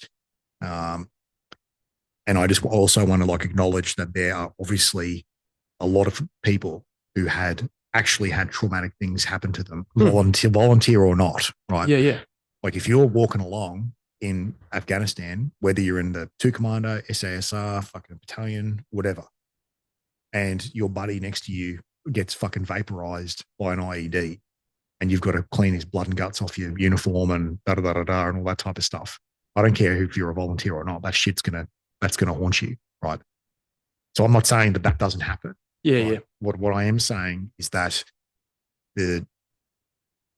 what I observe is a lot of veterans who choose to take a victim pathway, and they choose to take a entitlement route, and they choose to get angry at the establishment, but the establishment is doing exactly what it was set up to do, which is go and be ready to fight wars and fight them. And you're now got shits about that, but you were part of that establishment 5 years ago and having a good time. So it's like, I also find it actually quite hypocritical as well. So yeah, like my two things, man, I think I've said this to you before, is when you leave the army, like if somebody was leaving any military and they said, what's your advice? I would say, have a plan. You don't have to know, like, it's like leaving school. You don't have to be like, well, I'm going to be an astronaut, right? But have some type of plan about what you're going to do. Like, don't just get angry and discharge and try and get out as fast as humanly possible. Take some shit job somewhere. Fucking exhibit A right here. Case in point is Tom Brown. Like, don't do that. Like, that is not a good pathway, right? It will not serve you. The military, well, you can stay in there for as long as you like. They'll keep you. Like, you keep getting paid. So keep getting paid. Like, use all the services, exploit all the fucking stupid programs that they have, like get your resume, blah, blah, like do all that stuff. Stay in, keep getting paid, stay in the safety network and plan about what you're going to do. Like I said, you don't have to have like a distinctive plan. Like I didn't, like I had a general direction that I wanted to go in. And then number two is that individual responsibility part. Like if you can be responsible for your own decisions and be responsible for what your what your pathway is and what you're choosing to do, you will be okay, in my opinion.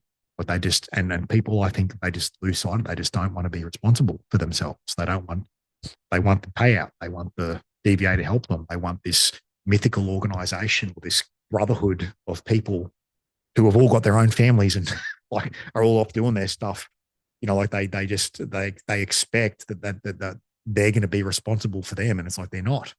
You have to be responsible for you, right? And then the last thing would be is nobody cares about your military service as much as what you do.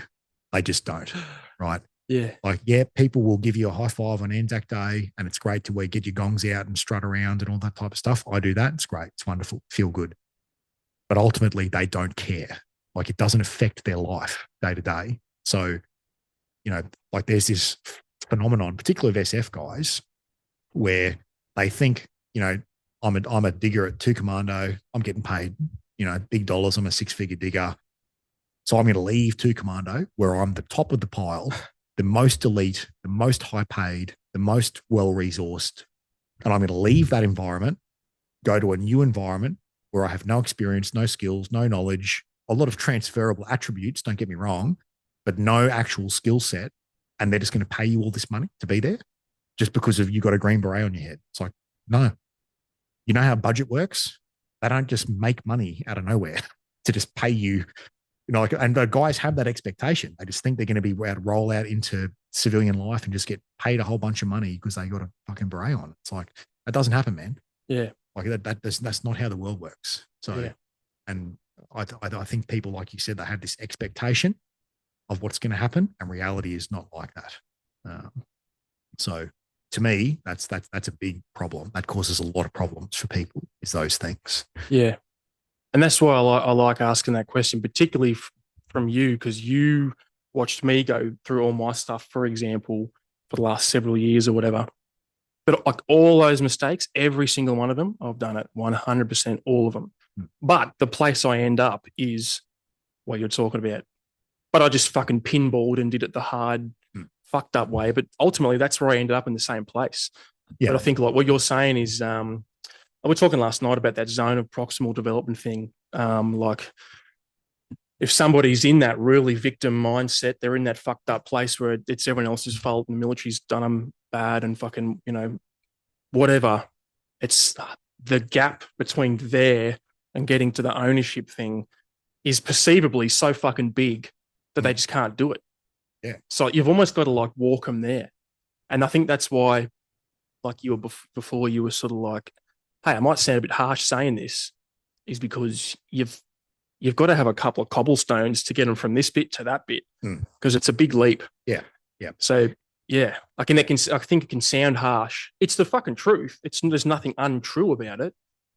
But people are like, personal responsibility. Like, but what about the army? Fucking didn't pay me, or whatever the fuck they did. You're like, yeah. Well, the thing is, like, so the thing is about responsibility is it doesn't like real responsibility doesn't feel nice, right? And victimhood's easy. Yeah, like real responsibility is challenging because when you're responsible for something, like that's like the first step where you actually acknowledge that you are part of the problem, right? All the steps before that, it's all external things that are the problem, right? It's the army, it's DVA, it's the cities, it's my missus, whatever you're blaming is external. When you take responsibility, that's the first time that it gets pushed, like I'm part of the problem. That's why responsibility is not like people don't get to responsibility and become responsible and go, yeah, this is fucking awesome. Feels shit. That's what people don't like about it. Like it feels shit house, right? Yeah. And the other thing too, I would say about responsibility is just because you have taken responsibility doesn't necessarily mean that you're doing anything about your issues. It just means that I'm responsible now. Like I'm overweight. I eat too much food, but I'm not going to stop. like I'm responsible for that. It's my fault, right? But I'm not actually doing anything about it. I'm not going on a diet. I'm not going to the gym. I'm not blah, blah, blah, blah. So responsibility can feel very, very bad and that's why and it's a necessary step to go through if you want to get to like being more accountable and then being an ownership itself. But getting through the responsibility phase is hard because it doesn't feel nice. Yeah. It's that holding the mirror up thing, right? Yeah. Yeah. And I went through the exact same thing. I had to really, and it was fucking hard because I had to go, and I only use myself as an example because I know about it. I had to go, there's legitimately some things about me that are not good, like as a human, and I got to fix it. And that's what led me to XYZ problems in my life. But I think a lot of like typically dudes or people in our kind of world, the military especially, love to have an enemy and someone to blame. So when they go to ownership responsibility, they were like, well, it's my fault. Guess whose fucking problem it is? Guess who has to get punished? Me. Yeah. And then you end up in your own fucking. Oh, yeah. Yeah. I might add too, once you get there, if you've got mental health issues at that time, that's a very easy time to go down a bad pathway, right? Like, so yeah, I'm not by any means trying to say that that's easy to do. Yeah, no, I get it. Yeah, 100%. And I think what I've been fortunate with is I've never had to battle back there. Like I've never gone, like I never sat around and was like, woe is me, the world's against me, poor old little old me. Like I've never felt like that. Like this is going to sound stupid, right? The biggest thing that annoyed me when I left the military was how slow civvies are. Like I'd send an email and there'd be like a week later and I'd be like, oh, is my response to this email? How long does it take? You know, and then like fast forward 2 or 3 years, like, or even to now, like I get emails and sometimes I can't respond for like a week and a half and I'm like far out. Yeah. That's you, man. That father model. Yeah. So yeah, that was like that the adjustment for me was more of like a practical adjustment like that, rather than like a, you know, existential adjustment in my life. So yeah, man. So yeah, I left. And look, because I was very, again, fortunate with who was looking after Delta Company at that time. Delta Company went back to Iraq again in like 2017, I think, or 2018, one of those years, something like that. I did a PSD during that time.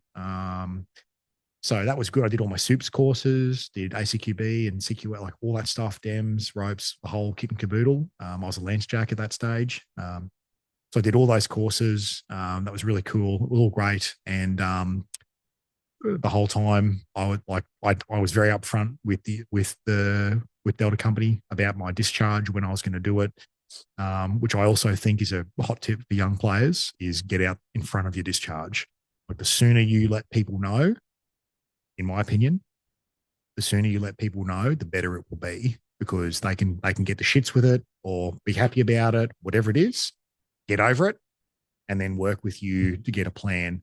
Because I put my discharge in with probably, I think like 12 months in advance.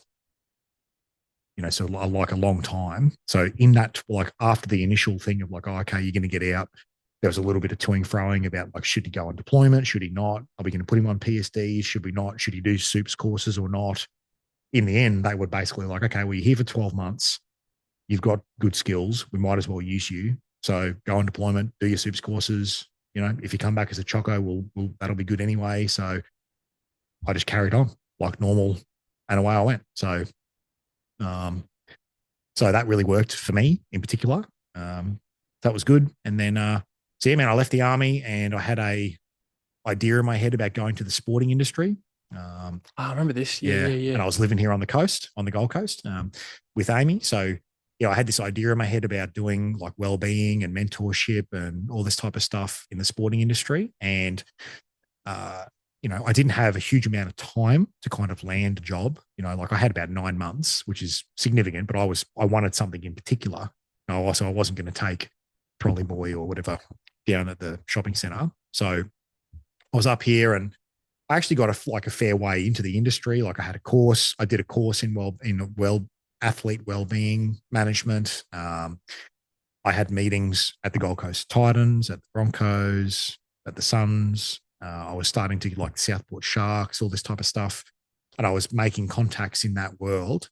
But the more I pushed down the sporting industry route, the more I've just felt like the industry, like the overall big picture industry, the values and culture, I just didn't like it. Very individualistic. Yeah. And like just out for the cheapest, like I spoke to an organization that I won't name who they are, but I basically went in there. This is a professional sporting organization.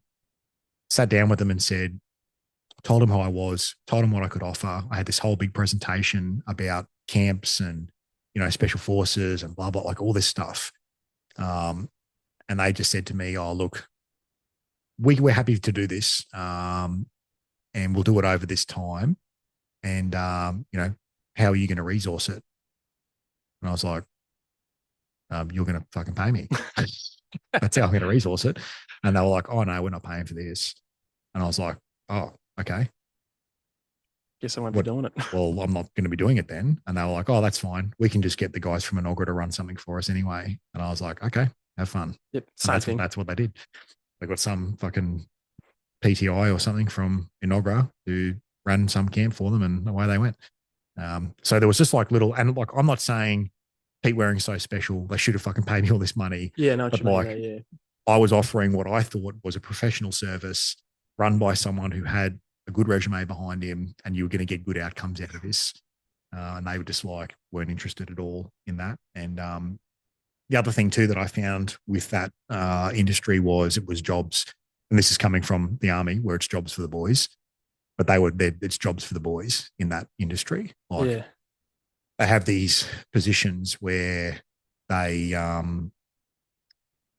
like a culture manager or something, but it'll always be like one of the ex-players who's just retired who gets that position. Wants like a cushy job, sort of help transition out of the And it's like, how are you going to have someone who's from that culture come in and then change that culture? Like that just will not work, right? Like, so it's obviously just a job for the boys. Like that's all it is, and it's rampant in that. I mean, it's probably rampant in a lot of industries. Don't get me wrong, but it's particularly rampant in the sporting industry from what I saw. And look, like I said, this is a very short period of time. I was under time pressure to get a job, and sporting industry just wasn't doing it for me. And so in the end, I actually got a text message from, because I hadn't reactivated any of my social media, so I had no Facebook or anything like that. And so I got these text messages from a mutual friend of ours who had seen a job offering in that private Facebook group that all the shooters are in. And it was on the Sunshine Coast, not the Gold Coast. And it was this accountability coaching role for this business school. And I immediately was drawn to it as soon as I saw like what it was. And I was like, oh yeah, I can fucking yell at people. I'm good at that. Like a business military boot camp. Yeah. And at that time, Amy and I had already owned an F45 gym. So opened it, started it, ran it, sold it. So I'd studied some business offhandedly while I was still in the army. And we did have a bit of an underlying passion between the two of us that we did want to get into the business world at some stage. So that seemed like I was like, oh, they're not asking me to be a business coach. I'm just accountability coaching. So yeah, I applied for the role. And the guy, Bruce, who runs that company, there was another shooter who had left the army, started his own business, and he was getting coached by Bruce at this company, and they'd become friends. And then Bruce had said to this guy, he'd been like, man, I need to hire more coaches to kind of leverage myself in this business model. And like the most ideal like sort of avatar that I can think of to do that position is an X2 commando guy. So that's what he went for. And, so plenty of other people applied for the role. So yeah, I ended up interviewing him, and I got along straight away. Yeah, I got offered the role and took it. So that was that. And then I was kind of on the pathway to go do that, and that sort of changed everything, really. Yeah. Uh, Going for that job, and it's funny. Like, people have asked me what made me sort of go for that role, because it wasn't high paying. We were on the Gold Coast. It was on the Sunshine Coast. So it's not like, you can't fucking commute that every day. So it was a little bit out there. And I think I was just drawn to the coaching aspect, the service aspect with people, the business aspect. Location was good, and I needed the job. Mhm. So it was like, basically Amy and I had a discussion about it, and it was like, well, we might as well give this a go.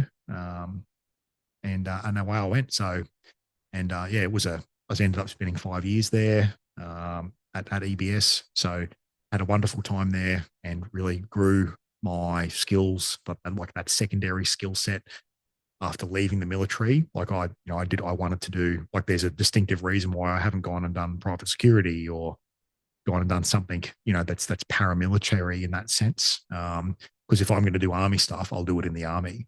That's kind of my thinking on that. And if I'm not in the army, then I'm not doing army stuff. So I wanted to have something different.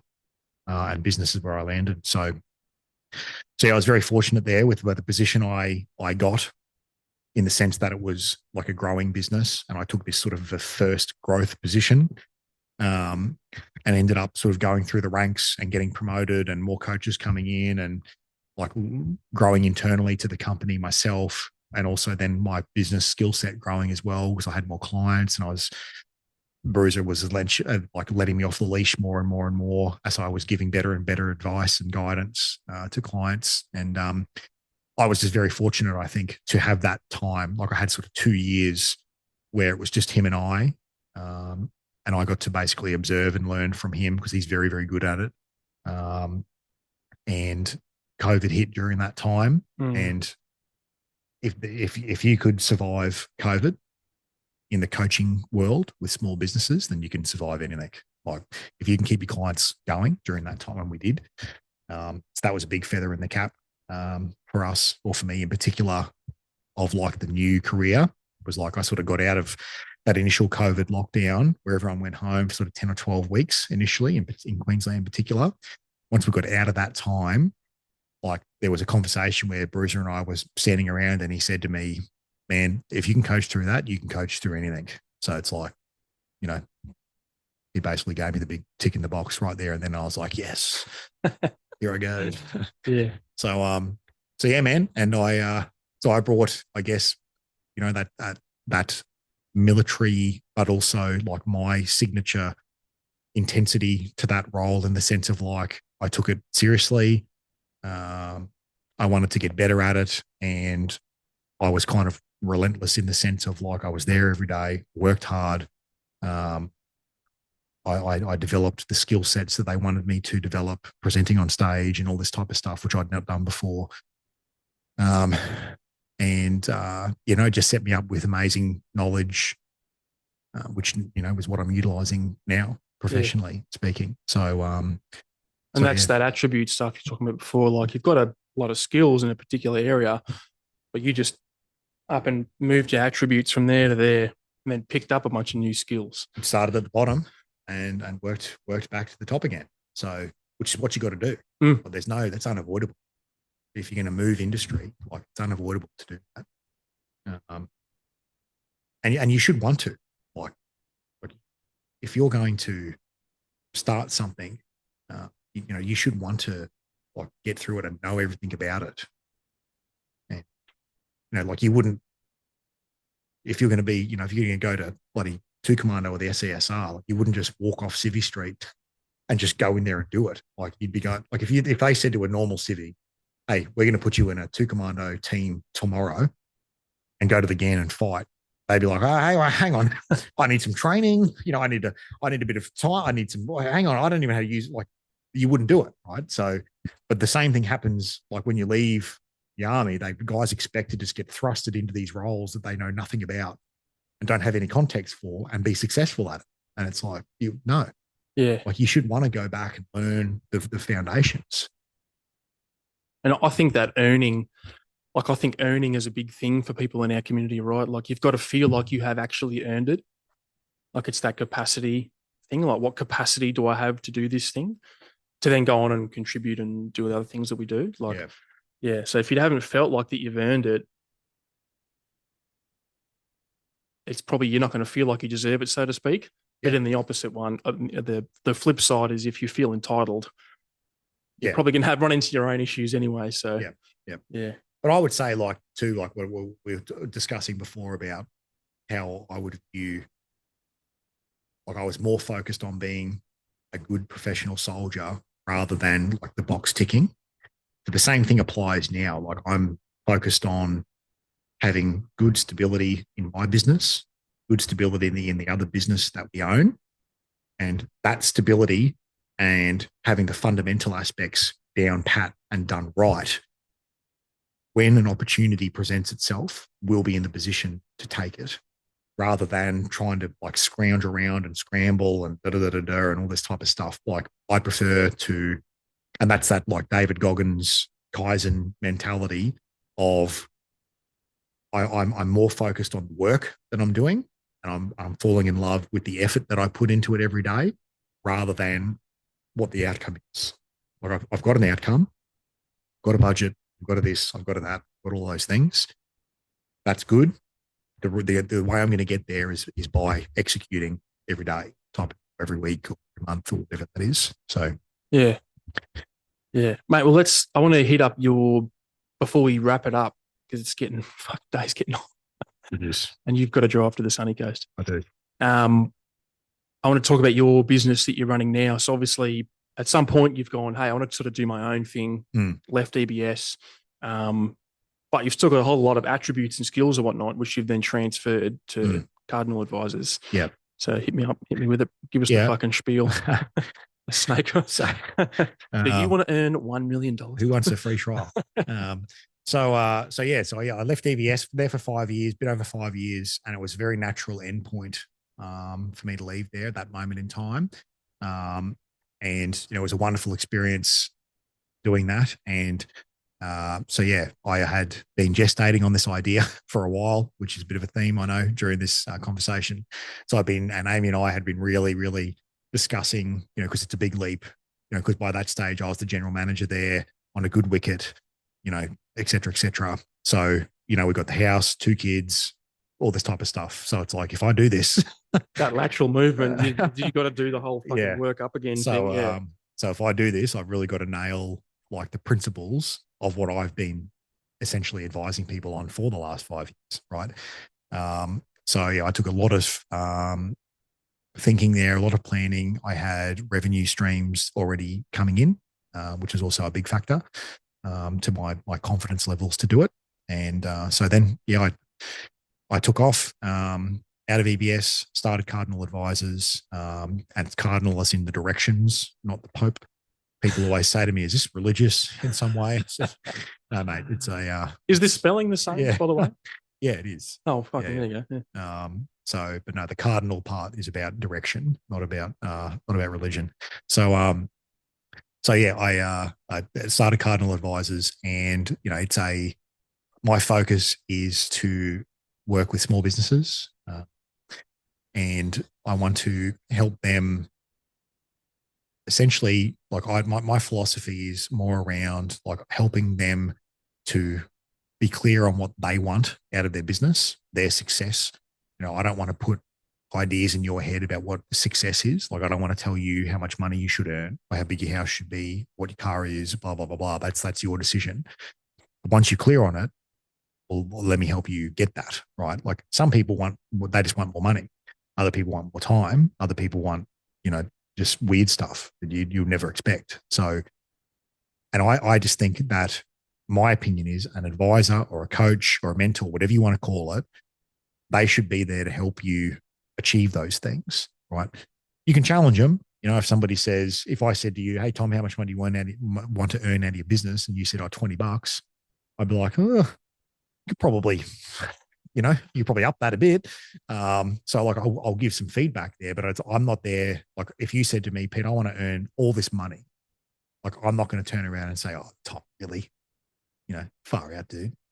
Like, what about the kids in Africa? Like I'm not going to say that to you. Like that's your goal. Yeah. So so that's that. And as I alluded to there before, with my coach or my advising mentality or coaching mentality is about wanting people to improve the foundations of their business to make sure that they've got profitability, like primarily, like is their model profitable foundationally, particularly the gross profit? Like is there enough GP coming out of your model to support you?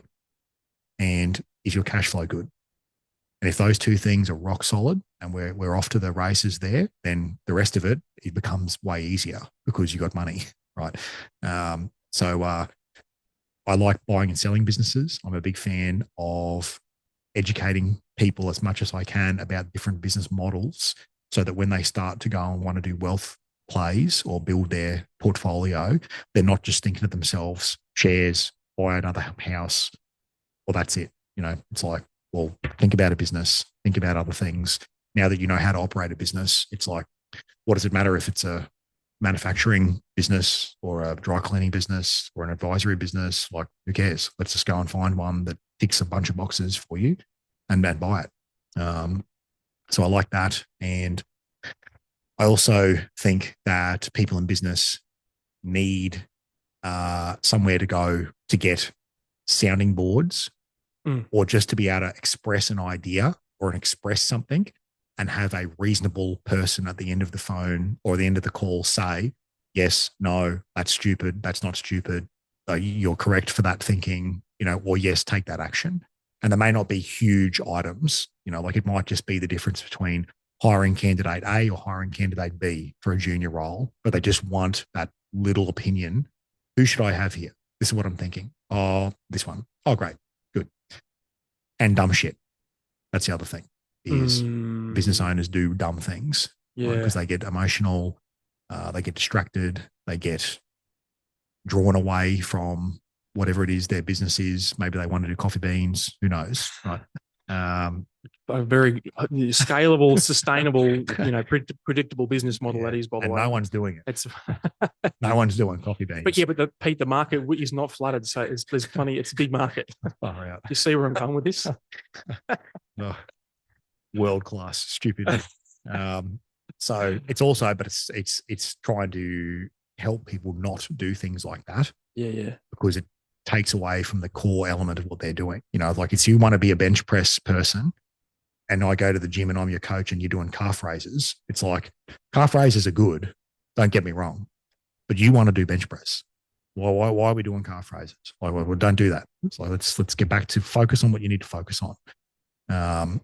So in business, that's very easy to get distracted. There's a lot of things out there, a lot of flashy things, and a lot of people have got good core businesses. And if they just focused on that and they were okay that it's going to be boring as hell, they may not make squillions of dollars, but they're going to make good money and it's going to come in consistently.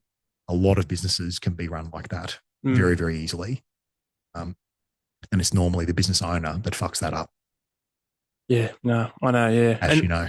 Yeah. For context for people watching on whatever fucking camera angle we're using right now. Obviously I was part of EBS as like a student. And then obviously we talk about business all the time. So we're both acutely aware of the fucking different challenges of business, whether it be the fucking personal stuff or the mechanical, sort of like modalities of business. So the other thing too is it's just about being in an environment. Like a lot of people have this conception that if I get coaching or advising or something from someone like me, that their business is just going to turn around and skyrocket. And it's like, think about it like a gym membership. Just because you've got a gym membership doesn't mean you're going to the fucking gym, firstly. And secondly, just because you've got a gym membership and you're going to the gym doesn't mean you're trying very hard in the workouts. Like there's all these variables that come into it. And for a lot of people, it's just, if you have a gym membership, you're more likely to go to the gym than if you don't have a gym membership. That's the same thing with coaching and advising. Like if you are engaged in the environment, just from the fact that you're paying for it, and I'm getting that service, you're more likely to improve your business in some way than if you were not in that environment. So, I can't make you do things. I can't make, I could try, but good coaches won't make you do anything. They'll just guide you around, and you should feel like you're self-determining a lot of your outcomes. That's how you should feel. You should feel like, yeah, I've made a good decision here. And the coach is there going, good. That's exactly the decision that I wanted you to make. But you feel like you've made that decision yourself, right? So I'm a big fan of that. I don't like giving, I will, but I don't like giving like really direct statement type feedback. Like, you need to do X because if you don't, Y will happen. I don't like that. I like that. That's just direction, so that's very military, right? Yeah. Don't do this because that'll happen. Oh, good. Okay. Tick that one. Coaching is not like that. Or good coaching is not. And I like that style too. It's that like giving autonomy, giving power, but ultimately you've got to go out and earn it and like do things and take responsibility for the action. And fuck, man, like, as you know, business is a really good, like, you can be in the military or the cops and like just survive, and you'll just be fucking getting dragged along by the train. You'll be going in that direction, right? Might not be comfortable, but you're still going that direction. Yep. But like 100%. business, you don't pull a couple of levers. You don't get up and do a couple of things. You look at your bank account, and you're like, oh, fuck. Yeah. It's like we were talking about dinner last night with the whole like leadership thing. Like, guys come out of the army and think that they're this leadership expert, and it's like, you were a leader of like 100 other yous of all these dudes who wanted to be led, right? Who are highly motivated, highly professional. They have to do what you're saying by law. Like, that's not fucking leadership. Like, you're just fulfilling a position, right? And you can do that well or poorly. Don't get me wrong, you can, but like, don't tell, that's not leadership. But you're just fulfilling that position. Yeah. So when you come into a business, like, your employees or your team members, they don't have to fucking be there if they don't want to be. Like, and in most cases, they fucking won't want to be there because it's their job. Like, they just got to grind that out every day because they just have to, So creating an environment, sustaining the environment as the business owner and leading it is totally different. And if you don't want to be there or they don't want to be there, then you can just leave. Like, the army's not like that. So it's not a good analogy, and it's quite a misutilized.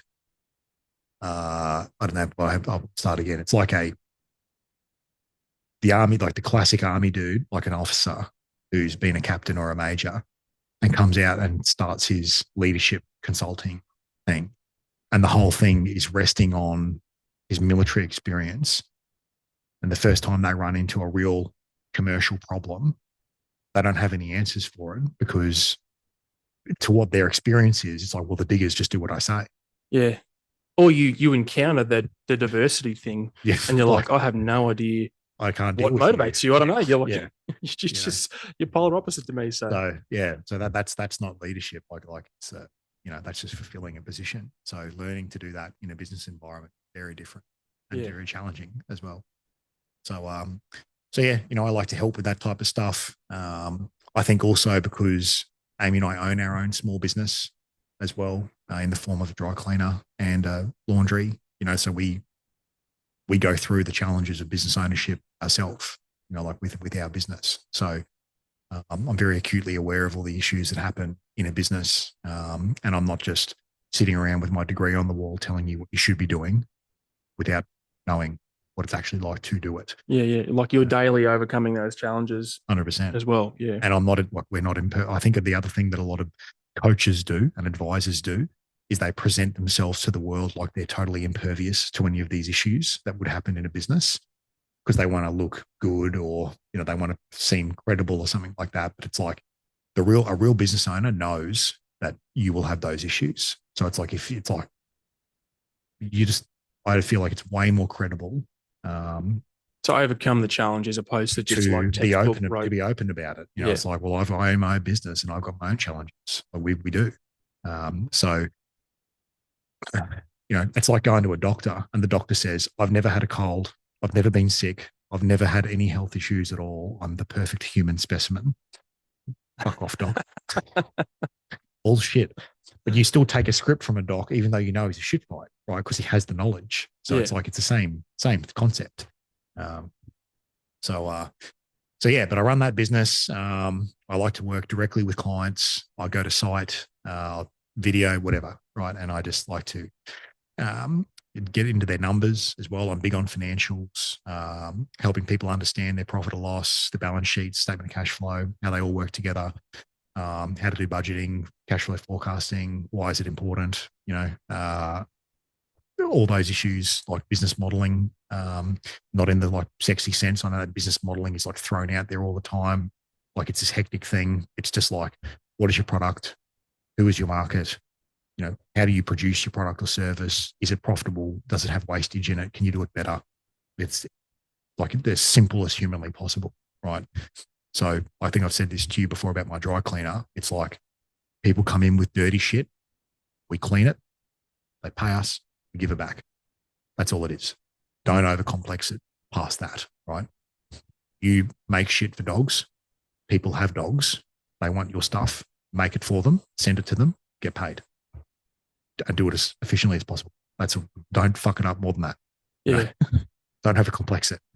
Yeah. And I think, a lot of people like to do that. 100%. Throw out big, sexy words that don't fucking mean anything. And my structure, like the word structure, I disdain. I have just so much disdain.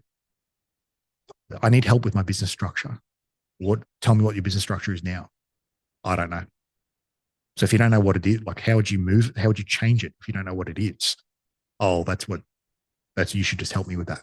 Like that word structure just makes no sense in a lot of contexts. It makes no sense using that word. Model is the same. Strategic is the same. I'm going to do strategic marketing. Tell me how's that different to tactical marketing? And I can't answer the question. And it's like, it's because there's no difference, because it's not a thing. Yeah, like it's just fluffy fucking dog shit throwing words. an extra word on there. Like I fucking hate words just getting thrown on there for no reason. What was I reading it to you last night on that dude's Instagram page? And it's like, it's just waffle. Just fucking a bunch of words. And you're like, you could have said that in a really easy, simple, palatable, deliverable way. So I hate overcomplexing things that don't need to be complex. I really, really don't like that. That's a big, I'm big on it. Yeah. So someone. Systems is another one. I need better systems. Fuck does that mean? What does that mean? I'm not going to lie to you. I've done that. I know you have. But it's a throwaway word, like, because you're trying to find an easy, like, answer to this perceived problem that you have. Like the system. So I'll give you this is what I say to people on the systems thing. They say, Pete, I need better systems. And I'll be like, what outcome are you after?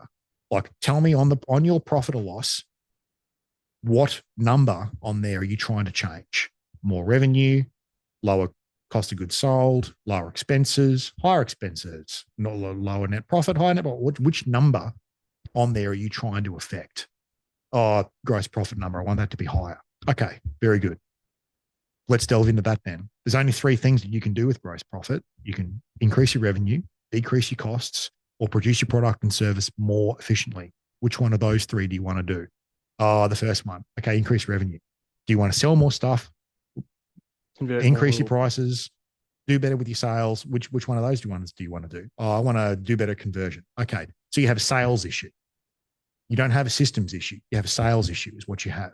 So throwing that word out, systems, is just like this nice fluffy thing that people do. I need a better system. No, you don't. You don't know what your issue is. It's almost like a modality versus fixing the problem sort of thing. Yeah. Whenever I hear words like that, I immediately think to myself, you don't know what the problem is that you have. You don't really know what it is because it's just a throwaway. I need better business structure. No, you don't. And because there's no, like, when you go into business, there's no like when I registered my business, I just clicked the button. 100%. And it was like, now you own the stoic dog. Mate, I always say to people, like, it's mental. And I'm sure it's like this in other countries, but in Australia, we have this like cultural belief that we're all just capable of running a business. I can just wake up tomorrow, get an ABN, pay my money, and I've got a business. I'm off and running. Don't need any help. Don't need to get any advice.